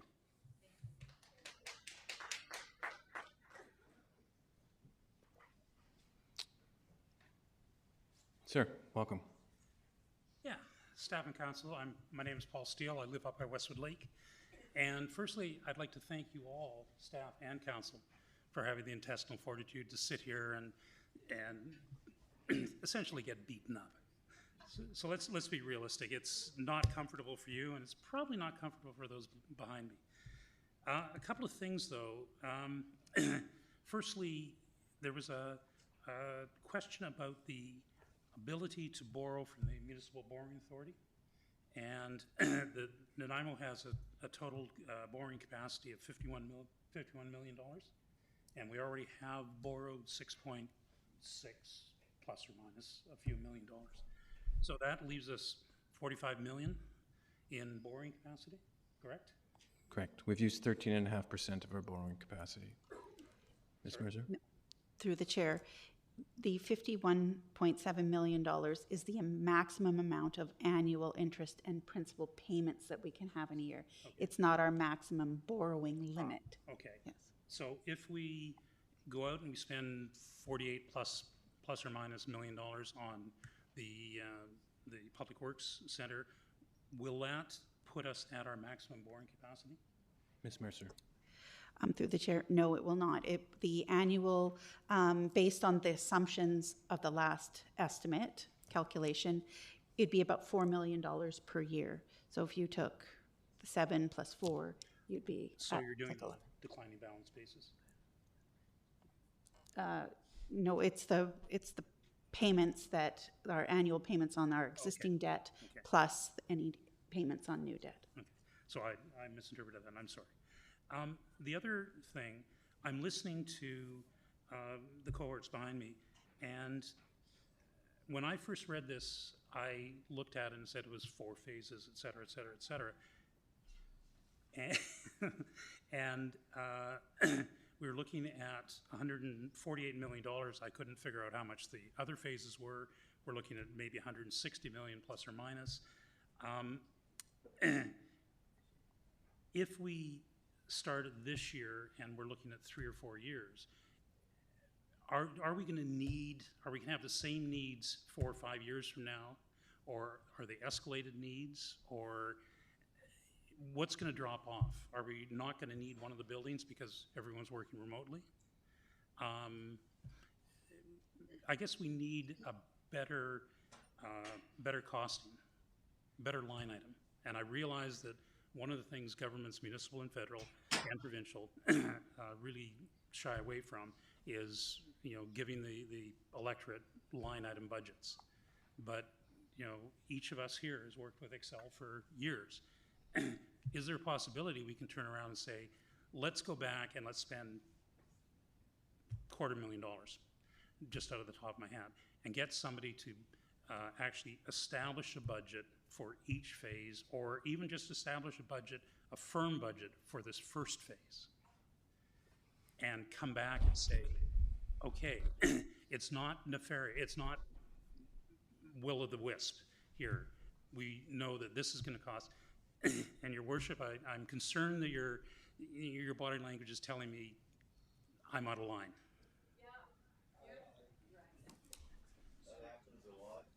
With great respect, it's not that I think you're out of line, but I think your understanding of this when you suggested that we'd be at our maximum borrowing capacity indicates to me that perhaps you, and I hope not others, didn't listen to the presentation tonight, which is quite clear.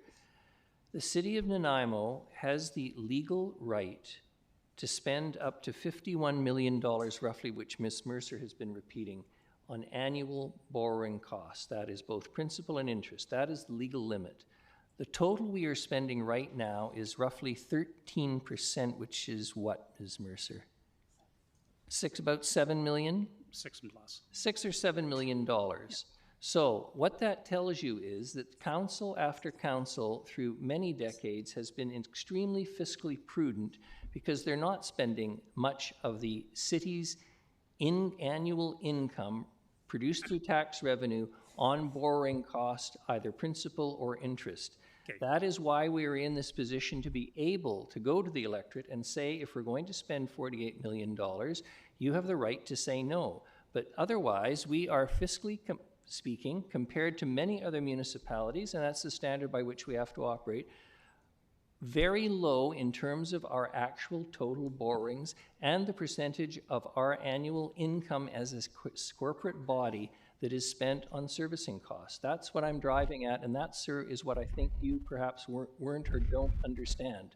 So forgive me if my body language upsets you, but I think it's important that we deal with facts. Okay, well, I think this would benefit Mr. Sims if you could just briefly touch upon the value engineering undertaking that occurred this fall, just to provide that, going through line by line, ripping the project apart, what that actually meant and what it looked like. Well, thanks, Chair. And I think there was a number of number of exercises that we've undertaken, and I'd like to address a couple of points. One of them is, this was an issue, the Public Works facility has been an issue for 20 years. When it's been in the budget, it's been removed or reallocated to other projects. As council, as their prerogative over the decades, see other priorities or other needs greater or more important or more pressing. So that's how it's been sort of kicked along the path. Certainly the most recent major capital projects, the water treatment plant, the fire station, two really critical pieces of infrastructure. The Public Works project or the fleet maintenance facility needed to wait for those. We're getting to a point where all of our facilities, and this is not just Nanaimo, this is all across the country, all of our facilities are aging out. They're past their capacity. This is an unfortunate but real situation. For the last several years, staff have been sort of pushing this project along, moving it along, occasional updates to council, getting endorsement and getting a little bit of money to do a little bit more. And since 2018, 2019, have been engaging architects, looking at the space needs. What are the costs? We bring in construction costing experts. 2 or 3 over the last 4 years have looked at this project.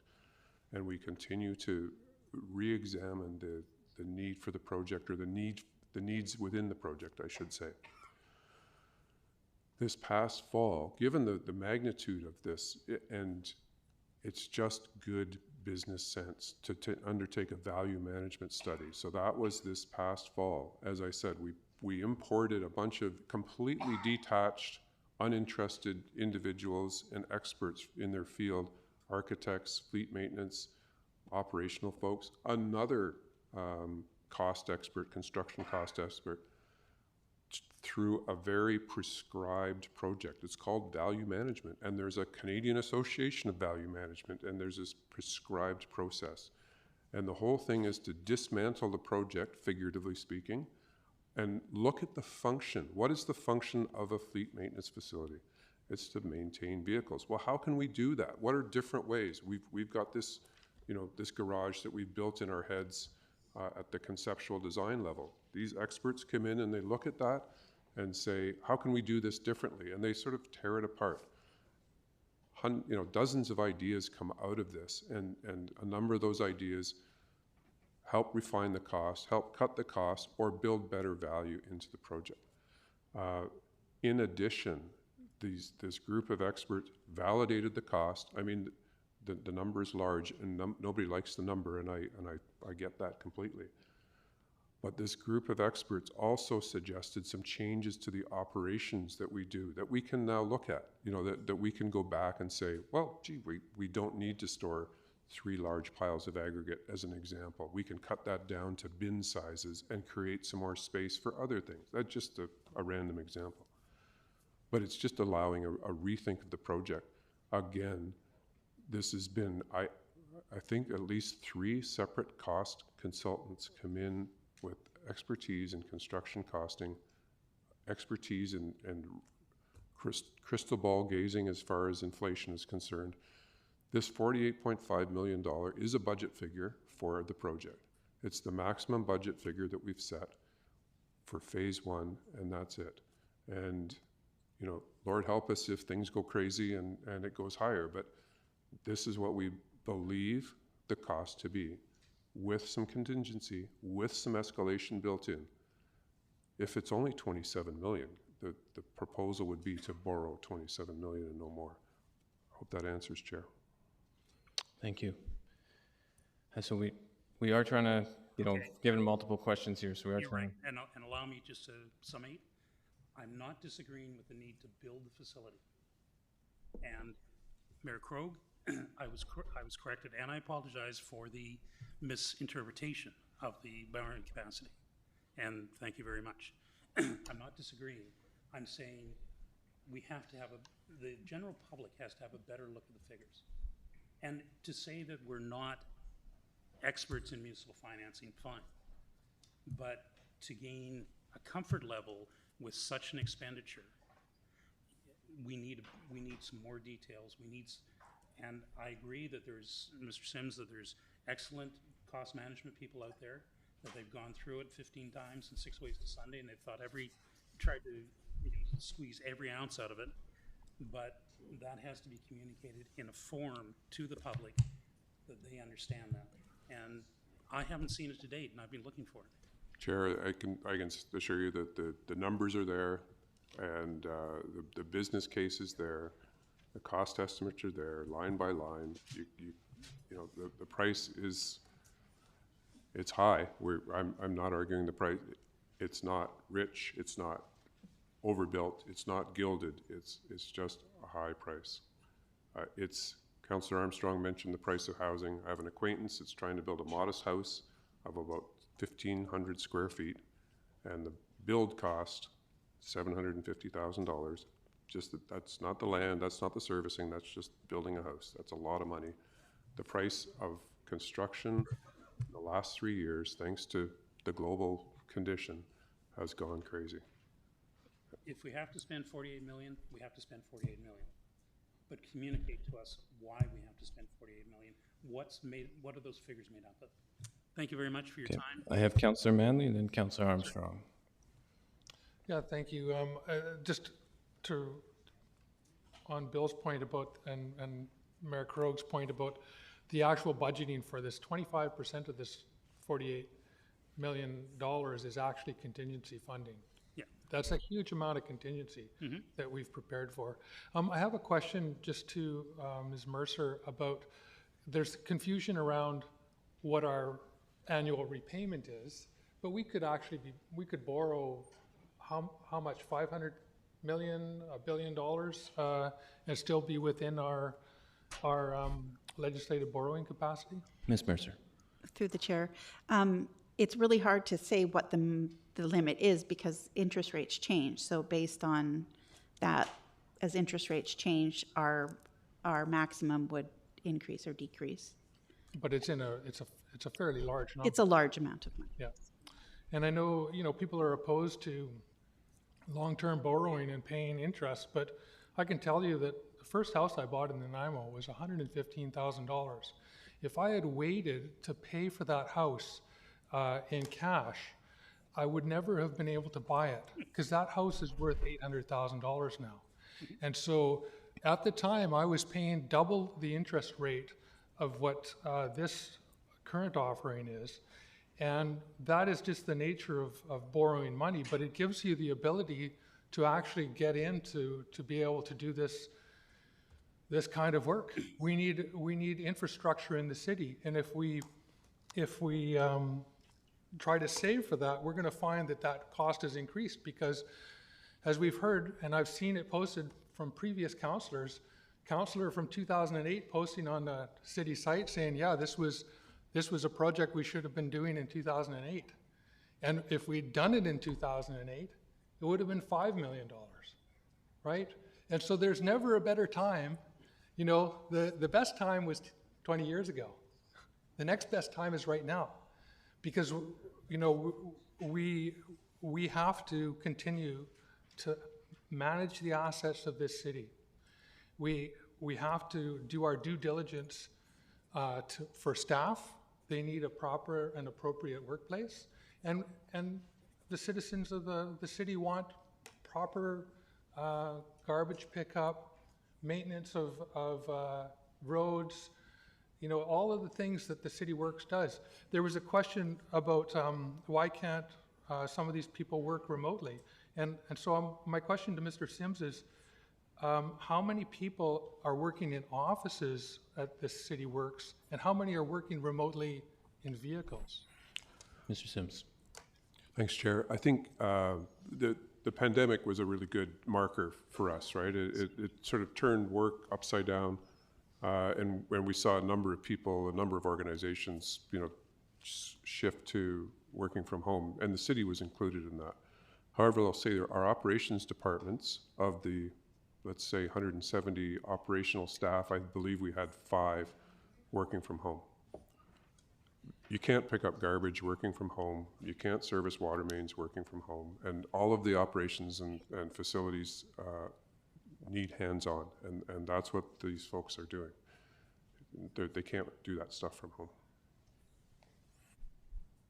Can you just tell us a little bit about the working conditions for folks at Public Works as well? Because, and how those working conditions might affect our ability to attract and retain staff for this work that everybody in the city council. Councillor Manley, I do believe this was touched on in the presentation.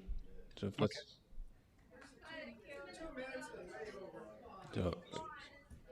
Going to go to Councillor Armstrong. I just have a question. You mentioned about the communication piece. Can you give me some ideas of how you think we could do better? Because, you know, we've used social media, papers, et cetera. It has not to do with the channels of communication. It has to do with the details of communication. On the city's website, the only page I saw the page on the AAP and on the project, and the drawings were great. But the base information was just that, base information. It was summary information. You know, it was an executive summary which I could read in front of any proposal, and it gives a snapshot of it, but the details weren't there. The details of what are we going to spend the $48 million on? Yes, we're going to spend it on 10 bays. We're going to, but it almost implied that the other 3 or 4 phases, whatever it may be, were going to happen subsequently. Not that another council was going to have to go back to the electorate for more borrowing capacity. So those details weren't clear. Great, thank you. If I'm going to approach the bank for $10,000, I can't borrow $48 million. I wish I could. I'd be caught like a shot. But if I'm going to approach a bank, I have to have some, in a business plan, I have to have some pretty detailed figures, and I have to show them the detailed figures as to what I'm doing, why I'm doing it, et cetera. Please allow us as the electorate, give us the same respect, and say, some of us have the ability to look at those figures and come up to a rational, reasonable argument as to why that's necessary. Thank you very much. So maybe linkages to the entire business cases? Sorry? So like a link to the entire business case? To the entire business case, a prominent link to the entire business case. Thank you. Thank you very much. Thank you, Council. Chair, the detail is there. Yep. And it's obviously challenging to present it in a way that everyone wants to be able to see it. So the detailed reports are sort of pushed further to the back, if I can use that, buried a little deeper, but it's all there. All the work that we've done in the last several years is all available. All the detailed reports, there's nothing to hide. I mean, it's all there. It just may need some digging. Thanks, Mr. Sims. I know this because I was reviewing it before today's meeting, but I think we can take another look and just make sure if there's any way we can make that more apparent. Council, we are after 9. I drank a bunch of water to keep my my voice fresh, so I'm going to suggest we take a recess and be back here at 9:15.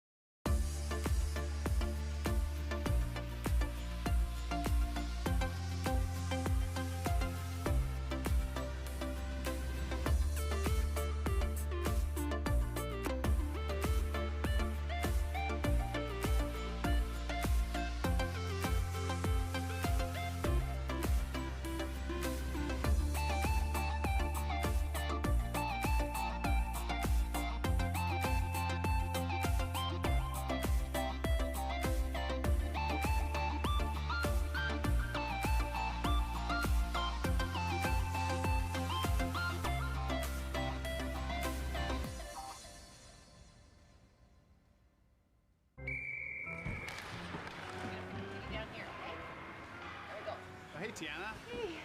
It sure is the coldest rink in town.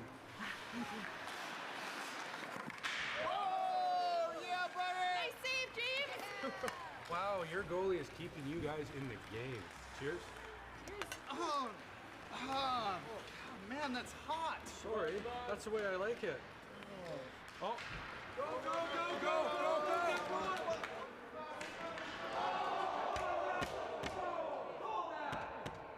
Penalty shot!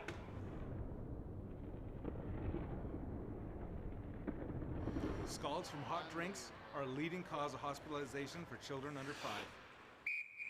2 minutes, stand in the front, unsportsmanlike conduct. Hot tea and coffee will cause serious burns to a child in less than a second. Got a kid? Use the lid.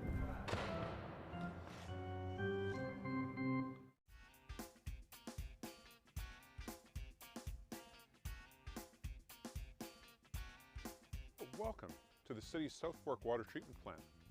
This is where we take water that we would collect in our lakes and rivers, pipe it, we filter it and treat it before we send it off to the city's distribution system in your taps. This facility actually does a better job than most home filtration systems. The water that comes into your home that you use every day, that you bathe in every day, that you wash your clothes in every day, is cleaner than anything you can get anywhere. Here you see filtration in action. It's kind of like watching paint dry. There's nothing to really see. But if you look in the tank, you'll see the froth on the top. That's dissolved organic matter, and when we aerate the tank, that froths up, and that's why that's up there. We take all the little particles, all the organic matter, any insects or bugs that might be in the water, and pathogens that we're trying to filter out, they're all gone. We filter the water using a series of membranes. So what we're looking at here is a membrane filtration module. So when I talk about the membranes filtering the water, this is what we're filtering the water with. And while you might think that the water flows through like the baleen of a whale, it's not true. These are hollow fiber membranes. So each of these little tiny strands are hollow, just like a shoelace. And the membrane is wrapped around the outside of these tiny little hollow fibers. So these sit in a bath of water, raw water, and then we pull the water through the wall of the straw or the shoelace, and then it travels along and it collects in this vessel at the end here. And this hole at the end is where we pull the water out. And the membranes are like an almost impermeable waterproof layer that we pull the water through. So now we're just left with clean, pure drinking water. Take care.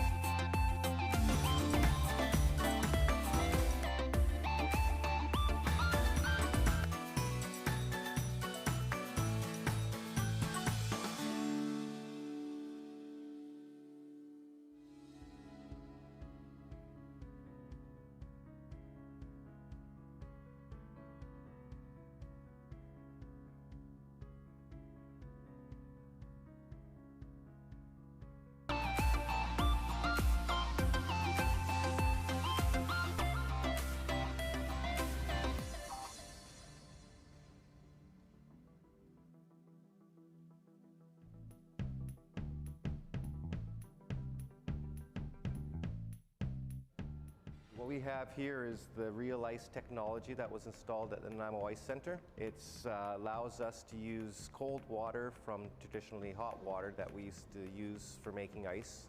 Basically, the water will come in.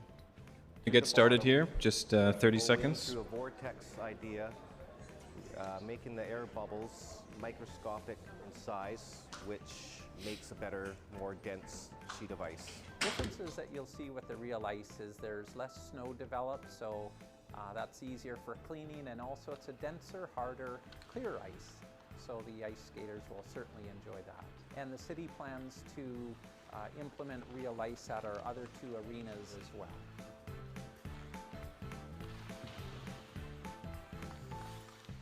Some of the other efficiencies we've implemented in this facility. The disagreement with utilizing it for this type of application. We also hopefully have communicated some information around the financing and the project as a whole. We also will take, we do have some follow-up that we will do just to get back to some folks and how the numbers were determined for setting thresholds for electoral response in those items. And we do take to heart, always open to suggestions on how we can improve communication. Some people like brief summaries, and others folks like to take the deep dive and trying to find the balance of those two. So we take that to heart, and of course we will, staff will look into that and see if any changes can be made. We will carry on here. If there's new points to be made, we welcome them. But like I said, I think we do have a good understanding of some of the general sentiment around the project as a whole, concerns, and definitely concerns with the AAP. Sorry? I'm not sure where she is.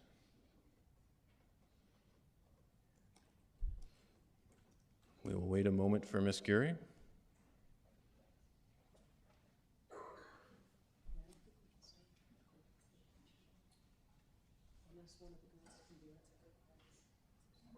I think we can.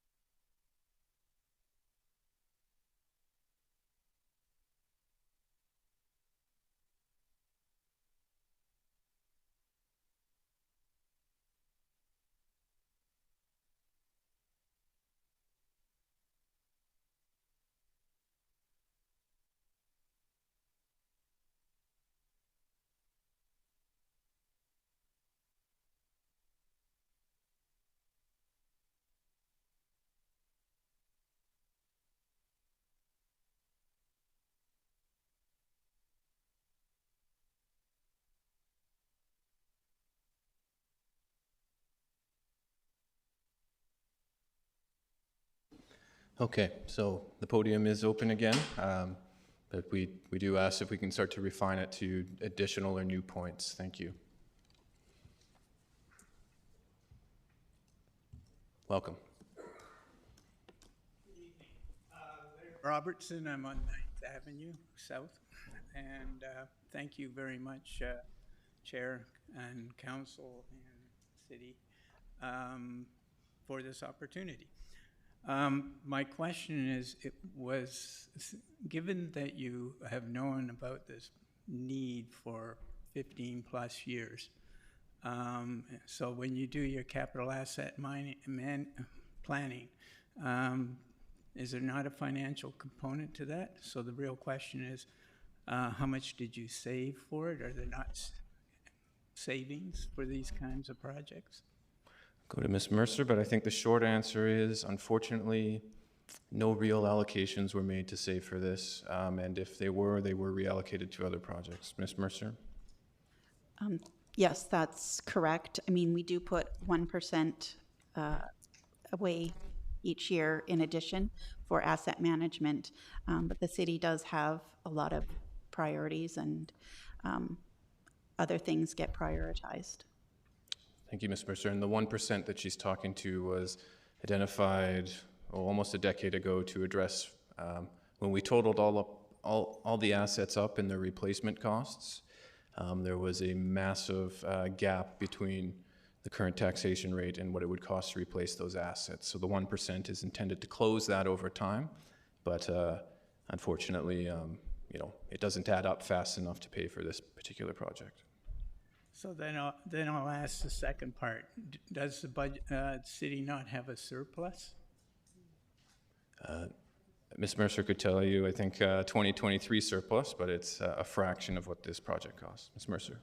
Yes, I do actually have Yes, we had a surplus, and, well, as most people know, the city cannot run a deficit. So I don't have 2023, but I have 2022, and we had $8.5 million in surplus in 2022. And that money gets allocated to, there was various items that we allocated that money to, such as property purchase reserves. We had to take on a new accounting standard that required us to account for our asset retirement obligation, so we had to put money away for that. We put some money away for our RCMP contract that will expire at the end of this March of this year, I believe, and there will be. Historically, it's taken a long time for them to settle their contracts, and then we have to pay retro, so money was put away for that, as well as we topped up our snow and ice control stability reserve to its minimum requirement. So 8.5 goes quickly when you allocate it to the various other needs in the city as well. Is there not an accumulated surplus? Because that's only 1 year. Ms. Mercer. No, that's just the accumulated surplus is made up of all of the statutory reserves and operating reserves, as well as the balance of our capital assets. So that accumulated surplus on the financial statements that money isn't there to be able to borrow from to pay for a project like this. They're allocated to many other items, and you can't borrow money from tangible capital assets. They're what we're trying to maintain.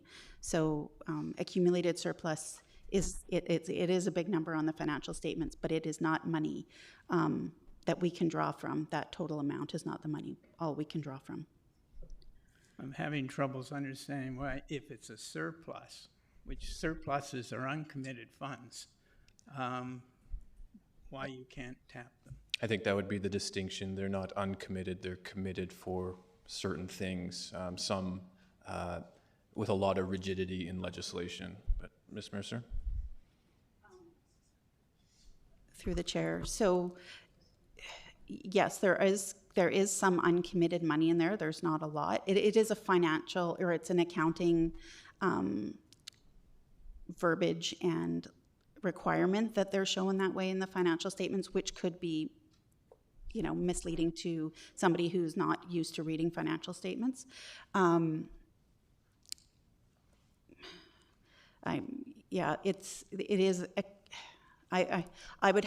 have a more succinct kind of description of that, and it's escaping me at the moment. All I can say is that the accumulated surplus is made up of multiple items, of which the largest chunk is tangible capital assets, the value of that in our financial statements, and you cannot borrow from that amount to fund a project. I assure you, though, if we did have that money liquid that we could spend, we would avoid this process. Well, based on what I'm hearing, I think maybe I'd recommend taking another look at what you could do with the surplus to reduce the cost to taxpayers. Thank you. Okay. Mr. Bartlett, I see you standing there, but I also have a first time over here, so I will go to this lady. All right, thank you. Gentlemen, welcome. Hi, my name is Irene Merkovich, and I live, I live on Cameron Island. And this is my first time here at any kind of a public or business meeting that you have. And I'm just a regular resident in Nanaimo. So I want to address a couple of things that Councillor Manley said. And one of them is that you made it sound like the AAP was actually a better process than a referendum for the citizens. And I just want to address that as a regular citizen, we're not as conscious of what's going on in town as you would be. So I would not have had any idea about this AAP if there wasn't some little thing that popped up on my Facebook page. because we don't read the paper. We don't get involved in any of this stuff. So we don't know what's going on. And with an AAP, there's nothing made consciously aware that we need to pay attention to. Whereas if it's a referendum, you have to go out and vote. So you're going to figure out what you've got to vote for. And so I think that's a whole different attitude than an AAP where it's a negative vote rather than a positive vote. And I just wanted to address that. And I also wanted to address something that you said about, which really scared me, that you're allowed to borrow up to, I don't know how much, 50%, 50, yeah, that you're only at 13% of your borrowing capacity, right? Is what you, I think that's how you said it. But what is our borrowing capacity? Yeah. Right? And that really scared me when you said that, because I thought, I can't afford you to borrow that much money. Okay? Yep. Councillor Manley? I think the point is that we're, as the mayor has said, we've been very fiscally prudent. And previous councils have been very fiscally prudent. We have no intention of going and borrowing that kind of money. That's really scary. I can assure you. And other municipalities have borrowed far more than we have. There was an AAP for a rec center in, I think it was Kelowna, for $260 million. Oh, yeah. And but we're just regular folk in Nanaimo, and we can't afford that much. I hear you. I hear you. I earn as much here as a receptionist does, and I pay taxes too on the house that I own. So I'm just as concerned about the amount of money that we spend and the amount of taxes that we pay.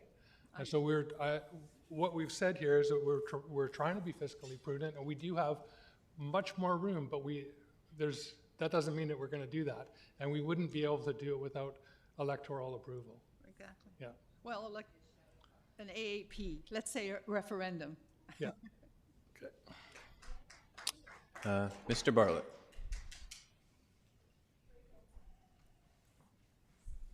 I know you, Mr. Chair, I know you said that you didn't want to revisit kind of the AAP versus referendum stuff. I want to talk a little bit about, with my 2 minutes, about Councillor Manley's comments and then the answer that Ms. Gurry gave.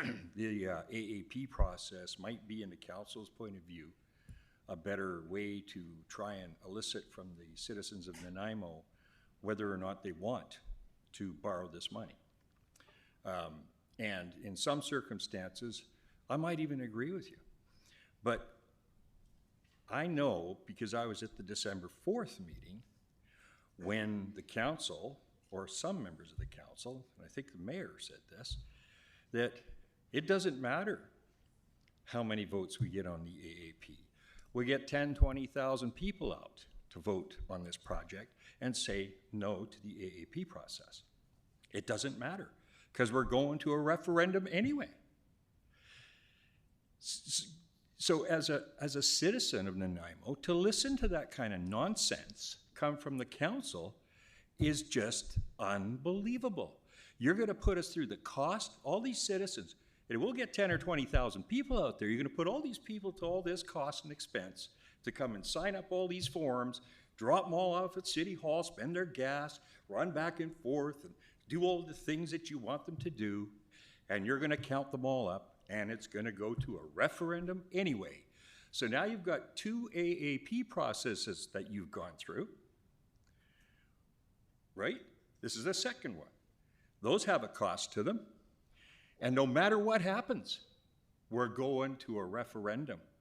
If we manage to get the 8,000 people that you want us to get out there, we are going to a referendum. That's what we were told. And here's another factoid that I can leave you with. In this AAP process, I need 8,000 votes to get rid of this. In a referendum, I only need the majority of the votes. So we have 5,000 people at a referendum, 3,000 people can kill it.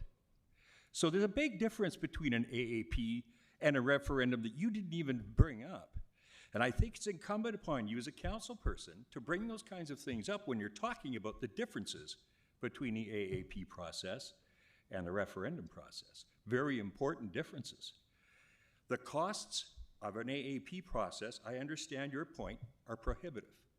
I don't like the idea of you spending $300,000 of tax money Mr. to run Bartlett, out and get a vote.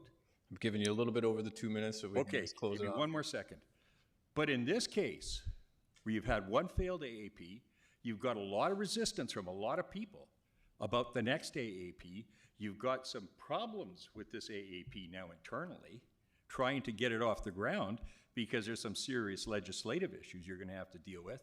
Why don't you people just authorize what you're going to authorize when this process gets completed anyway? All right, And go with a referendum. We have the Thank point, yes.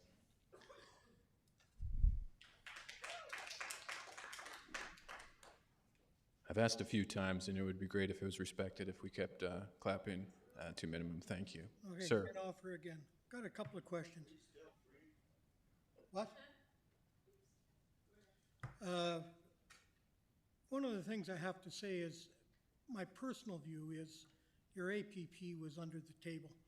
And the reason I say it is people in this town work for a living. They're trying to keep from starving to death, keep their bills paid on time. They don't watch the news, they don't read the paper. They are trying to stay alive. That's part of it. That's probably the majority of it. They haven't got time for some of this crap. So this APP was, as far as I'm concerned, was a little under the table. It wasn't well advertised in any description. You spent the minimum. And you wanted it pushed through, period. There is no ifs, ands, or buts. You wanted it pushed through. I even had a comment from somebody that heard one of your council members make the comment of, well, I don't really give a shit if it doesn't pass because we're still going ahead. That's fine, but we'll elect him out. So one of my things is, why weren't there mail-out ballots? You don't want to do the referendum? Why weren't there mail-out ballots to every person in this city? It would have been far cheaper than a referendum, and at least you'd have had some damn input and people could say what they want. As far as this great wish list, and you guys tell me it's not a wish list, it is a wish list, a very, very expensive wish list. We don't need a new trail around Bevan Park or wherever the hell it is. There's lots of things that you can be taking and putting it on the shelf for the time being, or shuffle it over to another organization. You can move it around. One of my questions is, what is the cost of this shop? What have you come up for a cost on this shop? $22 million. How much? $22 million is the $22 million. construction cost estimated currently. Okay, that's all hunky-dory. But have you looked at any other things besides a brick building? Have you not looked at metal shops? I mean, you're talking about... Sir, I think we've outlined numerous times tonight. Mr. Sims has definitely outlined numerous times the process that has been undergone. Doesn't want to go into that a little bit. No, we've answered it, but thank you. Ma'am, welcome.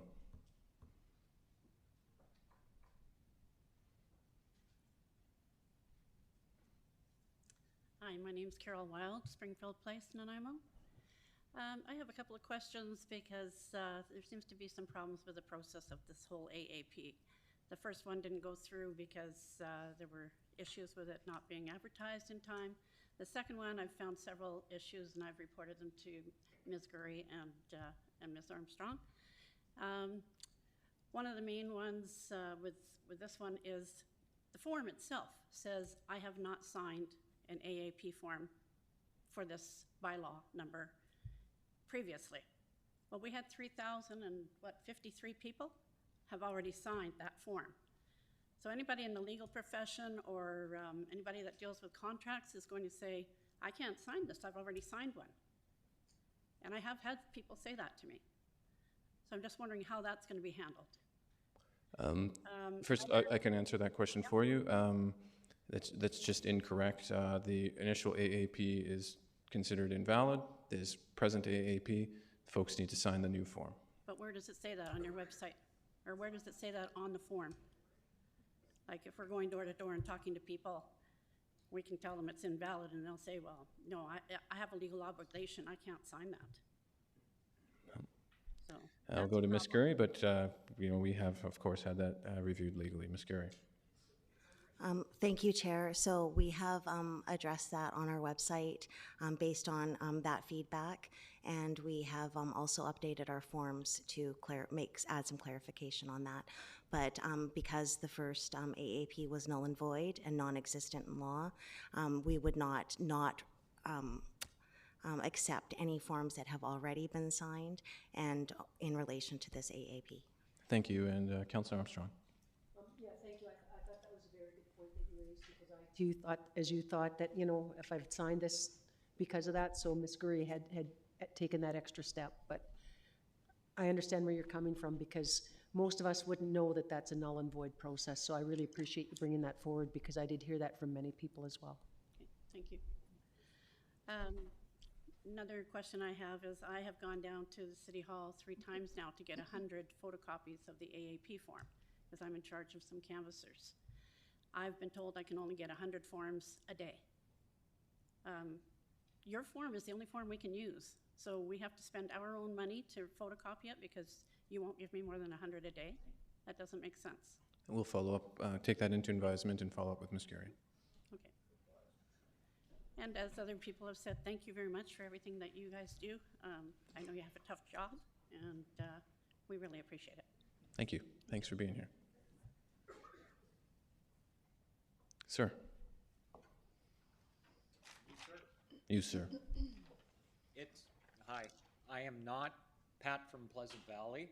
I'm actually your old dear friend, Bill Manners. He couldn't be here today. Wanted to send a couple of questions. We will allow that from an avid councillor watcher. We appreciate him finding alternate means. He has a little more hair and is a little more distinguished, but. And I believe this will be for their financial questions. I forget your name, I'm sorry. Laura Mercer. Question number 1, what will the overall cost over the 20 years to finance phase 1? Ms. Mercer. Through the chair. So the cost of borrowing would be $31.5 million. That's just the interest and actuarial adjustment that we get through the Municipal Finance Authority. Okay. Question number 2, upon completion of all 4 phases based on 4.78, as it is, what is the anticipated overall cost to taxpayers over the entire term of the borrowing if all phases pass a referendum? Ms. Mercer, might be a tough one to answer, but. Through the chair, I do not have that information, as we are only dealing with phase 1 right now. We haven't calculated out the cost. Recently, we've only been just dealing, the most current numbers are just for phase 1. And there would be numerous variables in terms of what the city budget is at that time, what its current debt load is, the length of borrowing, et cetera. Yeah. Bill says hi. Thank you. Okay, Mr. Bartlett, I only see you. I think we're going to give you the last question here. Do I get 4 minutes? No. Oh, okay. We don't start yet. Wait, we'll go to Mr. Collin afterwards, and then I think we've treading over familiar ground. Mr. Bartlett. So my question is about this form that just was raised. I had the same problem, and I sent some correspondence to Ms. Gurry and trying to figure out what we're going to do about this form. So do I understand it that you're just amending the form? You're just changing it? Is that what's going on? That's correct, and notice on the webpage. Okay, so would that then create a problem for the notice that you provided to the citizens of Nanaimo? It's got an incorrect form. Everybody thinks that's the form. So amending a form without notifying the public and without service under the legislation, I don't think you can even do that. Did you guys read that legislation? I don't think you can even do that. That's one of the reasons, and I've explained that to Ms. Gurry. The form says what it says. You passed that in December 4th. That was the form that was presented to you. And as a council, you approved the form. You actually said, send it out for presentation to the citizens of Nanaimo. It was served on us in accordance with the service requirements, because I had to tell you how to do that in the last one, the last AAP process. So the form has that defect. The form also has the defect about the electors. The form has those two defects, and you're telling me that you're not going to serve that in the city of Nanaimo in accordance with the requirements under the legislation? You're not going to stop this AEP process? You're just going to plot ahead with defective forms? Is that what you're saying? We understand your point, Mr. Chair. Is that what you're saying? We'll of course review any potential challenges, and there are challenges. I just made them, and I'm just asking you. And understood. We said we're going to review, and your time is up. Okay, thank you.